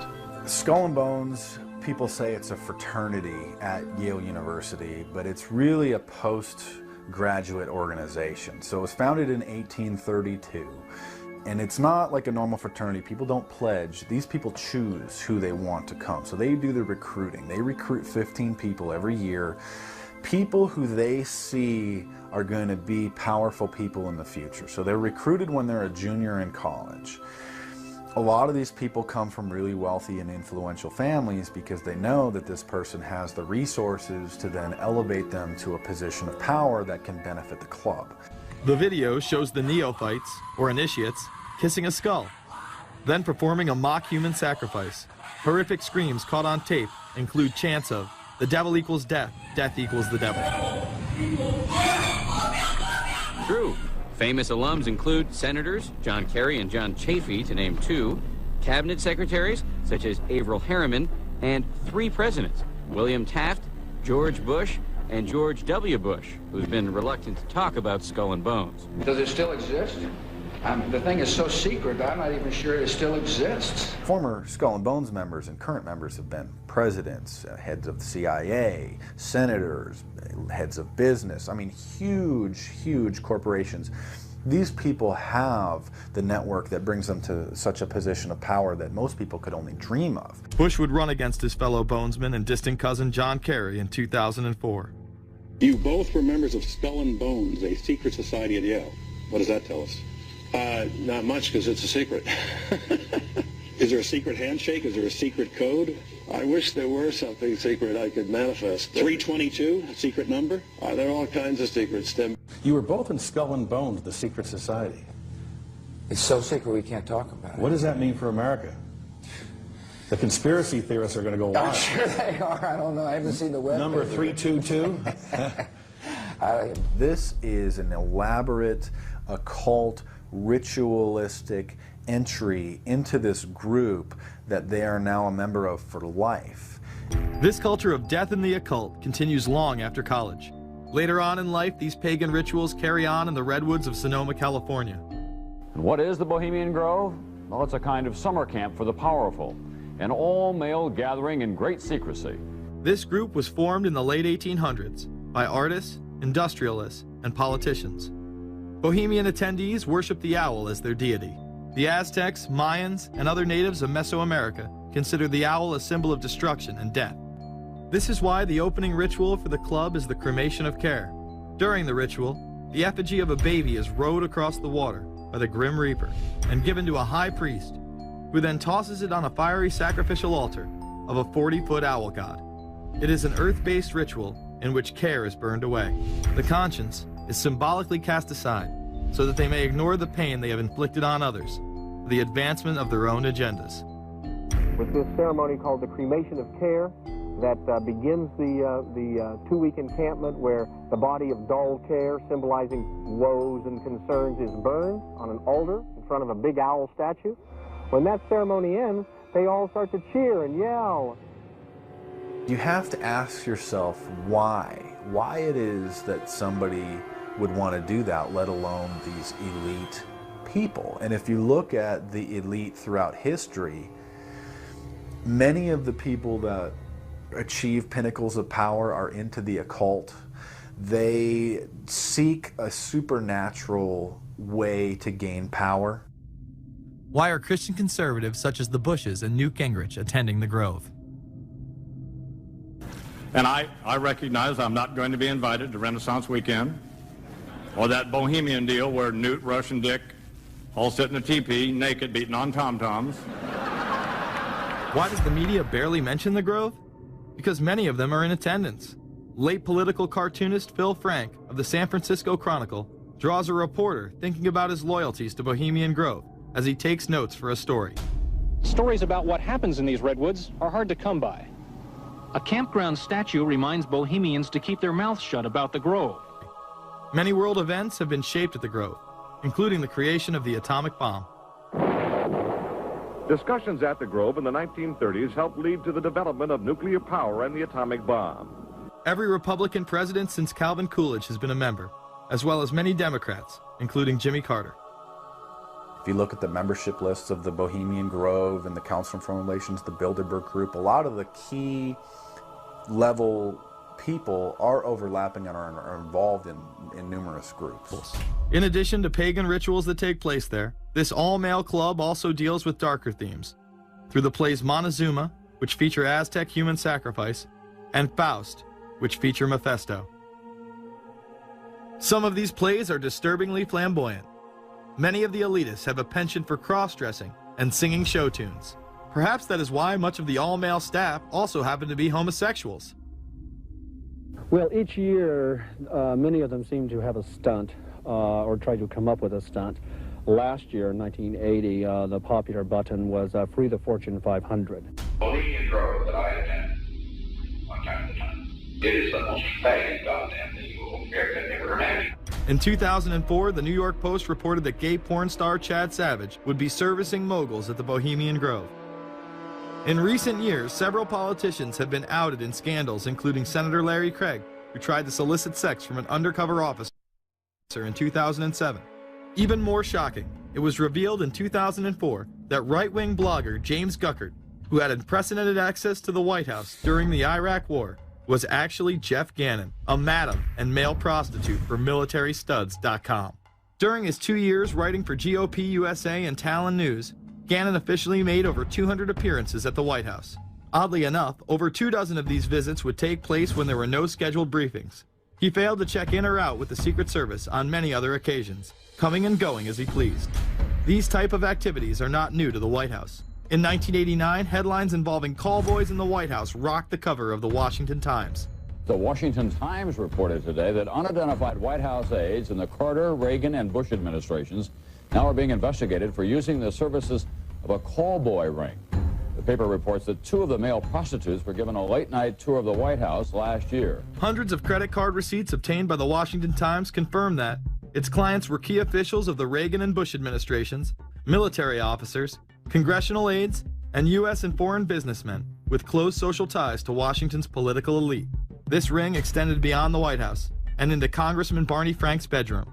Barney Frank, one of 2 openly homosexual members of Congress, acknowledged having used a male prostitute, whom he then hired as a personal employee. The man had keys to Frank's basement apartment on Capitol Hill. Frank paid him approximately $20,000 out of his own pocket to be his housekeeper and driver. But as first reported in today's Washington Times, the man was on probation for sex crimes and a drug conviction, and he ran a prostitution business out of Frank's home. Although Frank tried to claim ignorance, Stephen Goby, the prostitute in question, claimed that Frank was completely aware of what was going on and was even receiving free and discounted sexual services. The fix seemed to be in. Frank was threatening members of Congress to remain silent prior to being exposed in this sex ring. Massachusetts Democrat Barney Frank, a homosexual, threatened to expose fellow congressmen he knew to be gay unless they stopped spreading rumors. Questions stopped and Frank walked away with a slap on the wrist. Some members of the Ethics Committee were disgusted. Do we tolerate, do we condone a member of this body who knowingly permits a house of prostitution to be operated out of his residence? You have just heard one of the most edited, selective garbage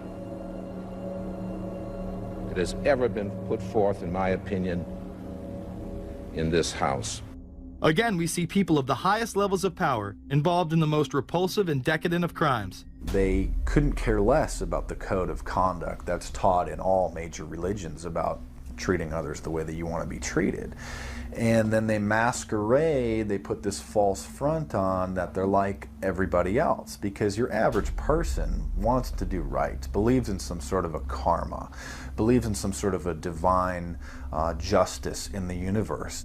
And so these people need to put on this front that they're like the average Joe in middle America, that they go to church every once in a while, and that they believe in an afterlife and a divine justice. And so they have to put on this front that they're like everybody else in order to get elected and to be accepted and to not have people look at them suspiciously, because if somebody goes around and openly admits that they were an atheist or that they were of some obscure religion, people aren't going to throw their support behind them as much, and they're not going to trust them as easily.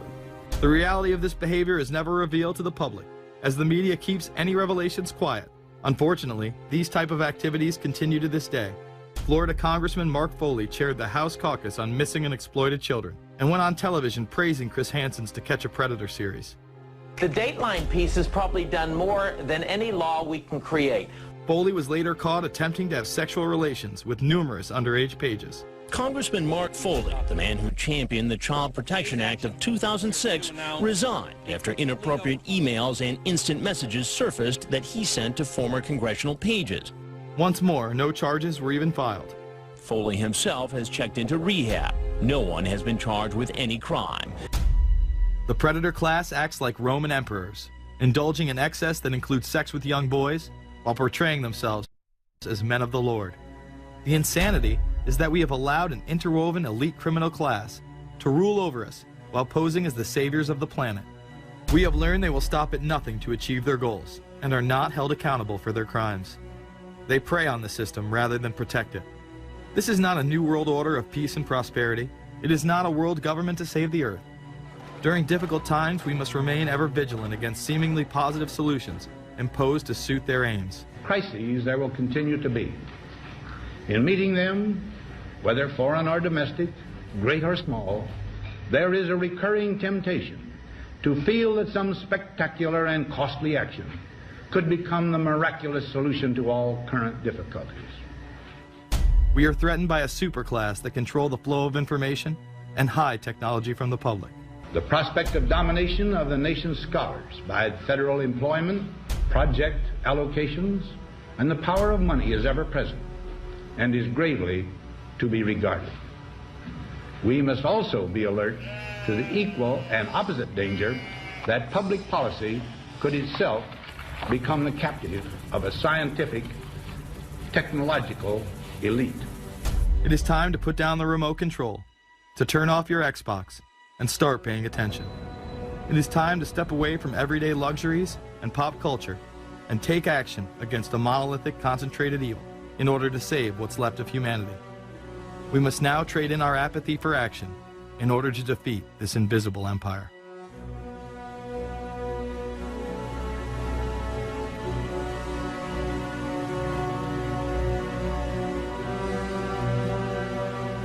How set up are we to deal with this New World Order?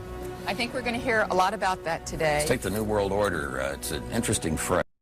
I've been thinking a little bit about the structure of the world, right? The New World Order, as everybody says. The peace could yield to the pernicious New World Order. The New World Order. The New World Order. The New World Order. The New World Order. This New World Order. Stay fixed on your goal of imposing the New World Order. We kept talking about a New World Order. A New World Order. That's what we need now. A new world order with swing. One war and one victory doth not a new world order make. Conservatives used to believe in the United States of America rather than the United States of the New World Order. The ambition to create a new world order. Whose world order is this? And of course, what he called it was the New World Order. Respect for a new world order. We can see a new world coming into view, et cetera, et cetera. That's the core of the new world order that we want to try to build. It's the sole superpower, New World Order. New world order. A new world order. To a new world order of peace. Let's say a new world order, for want of a better term. Entities of the new world order. The whole concept of New World Order is something else. It really says that the state is God. The state will play a bigger role in the economy. New order. What Wilson wanted was a new world order, not just a new world order. In order to compete in the New World Order. Compete in this new world order. This is the third leg of the New World Order. We had the World Bank, we had the IMF, and now we had the World Trade Organization. A rigid New World Order. This hoped-for New World Order. Constructing a new world order. In the New World Order of the 21st century. The new world order we're going to put in place in this new world order. In this new world order. The patriots in this country are not going to see their rights diminished in order to create a new world order. President Bush has described as a new world order, which we all share that same desire. A new world order.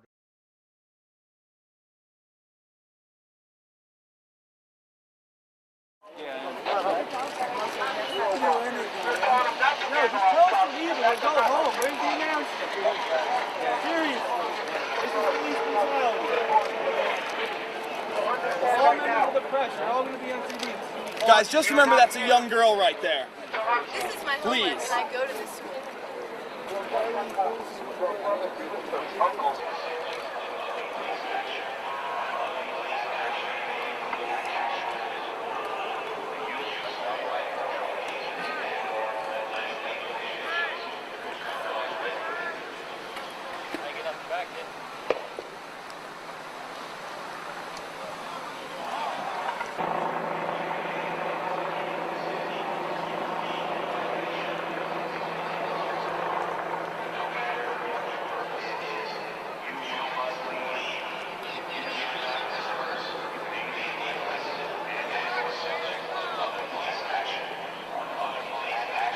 Tell me where I gotta go, sir.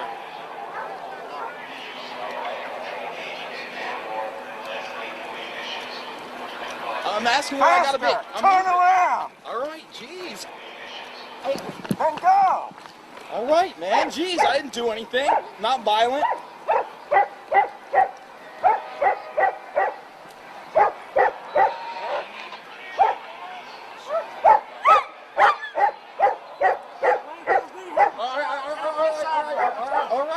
All right, I'm on the sidewalk.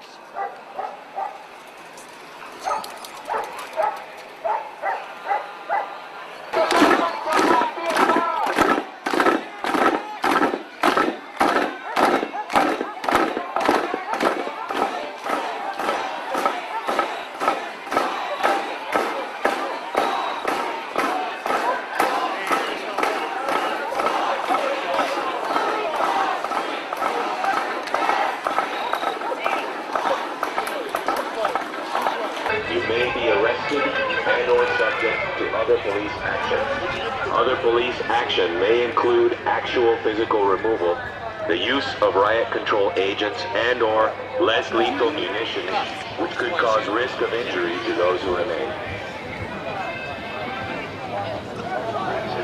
And once again, guys, we have earplugs if you need them right here. Earplugs right here if you guys need them.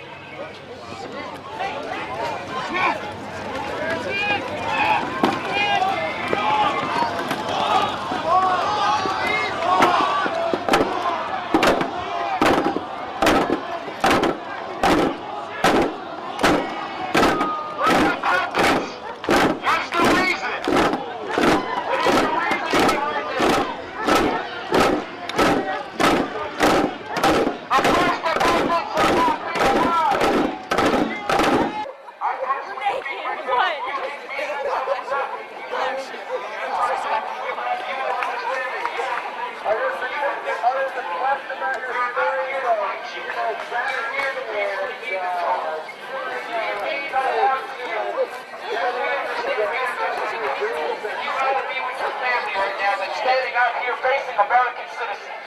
American citizens who love their freedoms and liberties and are willing to stand up to you guys and your rights because they believe in our rights.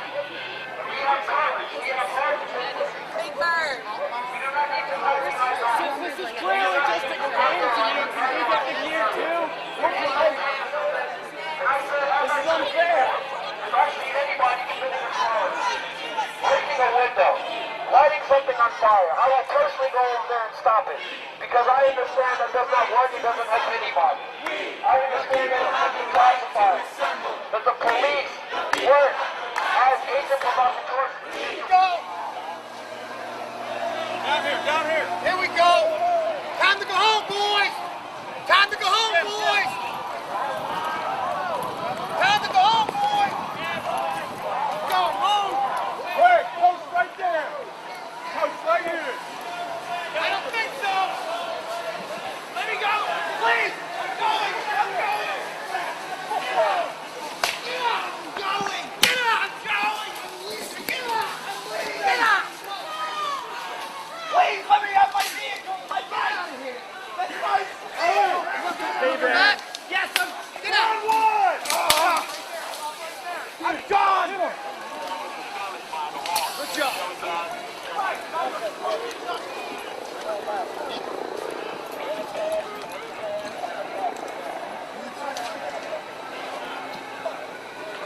1-1, where you at? Bravo 1.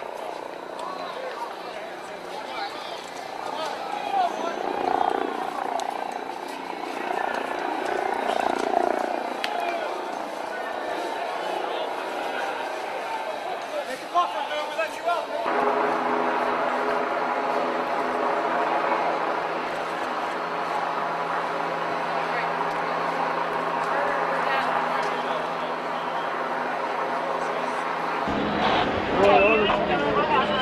You have your credentials? 15 minutes ago, half an hour ago, you won't believe it. Is it good? Okay. Statute of 312. Thank you. Go ahead. Let her out, let her out. I just want you to be through this call pending 200 South Craig Street. What's going on? I'm walking, I'm like, let me get out. They start camera, like, going all around us. I'm walking, police officer just shoves me with his nightstick. I start running, they're like, you're not moving quick enough. Takes me and beats me. Okay, for your safety, get on the ground. And now we're all being arrested for what? Sir, for your safety, get down on the ground. Can I get out of press? Sir, for your safety, get down. Okay. You're with the press? Yes, sir. Who are you with? Dude. Oh, Jesus Christ. She's out? Man, I thought you were caught. Pips out. Have you seen Pip? Pips out. Pips out. Pips out. Pips out.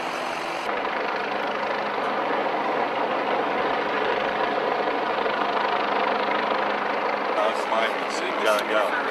Keep your eyes open. No, all right? No, keep them open, man. It's fair. It's work.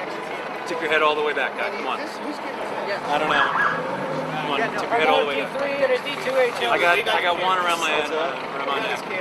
You have one on mine. What's up on backpack? You got your backpack. Yeah, your backpack's right behind you. You're out here. She's out here. She's out here.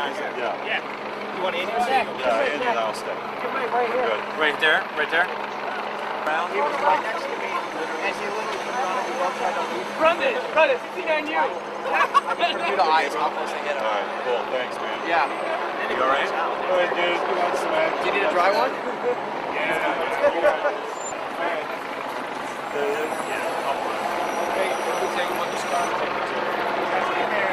Hey, where you guys parked?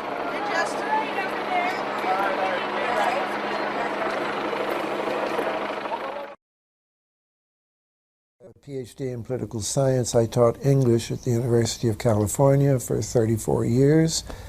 And now that I'm retired, I can devote all my time to writing books about deep politics. With the development of the atomic bomb, people worried about the decapitation of the American government. And so ever since the 50s, there have been groups of people, usually very interesting people, planning for what would happen if there was a nuclear attack and the government was, as they say, decapitated. And under Reagan, that planning went off in a new direction. Two of the key people doing the secret planning then were Cheney and Rumsfeld, although Cheney was just an ordinary congressman under Reagan, and Rumsfeld was the CEO of a drug company, but they were empowered to consider, they worked with Oliver North, and it was called Plans for the Suspension of the Government, and they changed the conditions. There was a special executive order which said it would no longer be for an atomic attack, but for any emergency. And that's why it was possible for COG actually to be instituted for the first time on September the 11th, which of course was not an atomic attack. By that time, Cheney and Rumsfeld had been working on the planning for 20 years. And in the late 90s, neither Cheney nor Rumsfeld was in the government. They were both CEOs of corporations. What this means, the only way the best evidence we have about it is to go back to when Oliver North was quizzed about it in the Iran-Contra hearings, and he was asked if he was working on plans to suspend the American Constitution. And the chairman of the committee, the Iran-Contra committee, banged his gavel and said, "We can't go into that in a public session," which sort of corroborated that he knew what was being talked about and there was something there. I think that many of the things that are most disturbing that we've seen since 9/11, the end of habeas corpus, warrantless detention, warrantless surveillance, and above all, preparations for martial law. Those are things that were described about this planning back in the 80s, and we've seen them all come to fruition since 9/11. So in my book, The Road to 9/11, I speculate that this is part of the COG plan that was implemented. The fact is we don't know, Congress doesn't know, and when Congressman DeFazio of the Homeland Security Committee saw that the state of emergency authorizing this had been renewed yet again in 2007, and that there were COG provisions in the classified annex, he asked to see them, and he was told he didn't have the clearance to see them. And then the Homeland Security chairman on stationery officially asked and was told that the committee didn't have the clearances to see what the COG planning was. So that this is we're getting to two levels of government here. One level of government where we have checks and balances, what we call the constitutional government, and a higher level of COG government where the constitutional authorities are not allowed to go. I don't want to get too much into detail, but I think a lot of what we don't understand about what happened on the morning of 9/11 and what Cheney was doing that morning, which is he's given two different versions of, all has to do that he was doing things on a COG phone, which wasn't even in the bunker under the White House, was in a more secure place, and that's why the 9/11 Commission looked for authorization to bring the planes down and so on, and they couldn't find that authorization. There's just there's some kind of gap in the telephonic communication, and I think the answer is it's because we were going now to COG communications instead of ordinary communications. A state of emergency cannot last for more than a year and has to be renewed. And without mentioning the act, Bush did annually renew. And so it was clear when Obama was elected that we were going to find out what Obama would do. And a former Congressman, Dan Hamburg, and myself appealed to Obama, first of all, not to renew it, and also we appealed to Congress to observe another part of the same law that says that if there's any state of emergency is declared, then Congress shall, it's not an option, they're required by law to review it within 6 months and either terminate it or render it official. And we were waiting to see, and unfortunately Obama disappointed us just in September 2009. He then did, for the first time mentioning the act, say that under the terms of the act he was extending the state of emergency for another year. But this is not really a legal state of emergency under the act, because for it to be legal, Congress should have approved it. And it was a terrible disappointment that we asked on the internet, we asked people to write their congressman, make sure Congress did this. And one congressman wrote back and said to his constituent and said, we understand that the provisions of this act have been overridden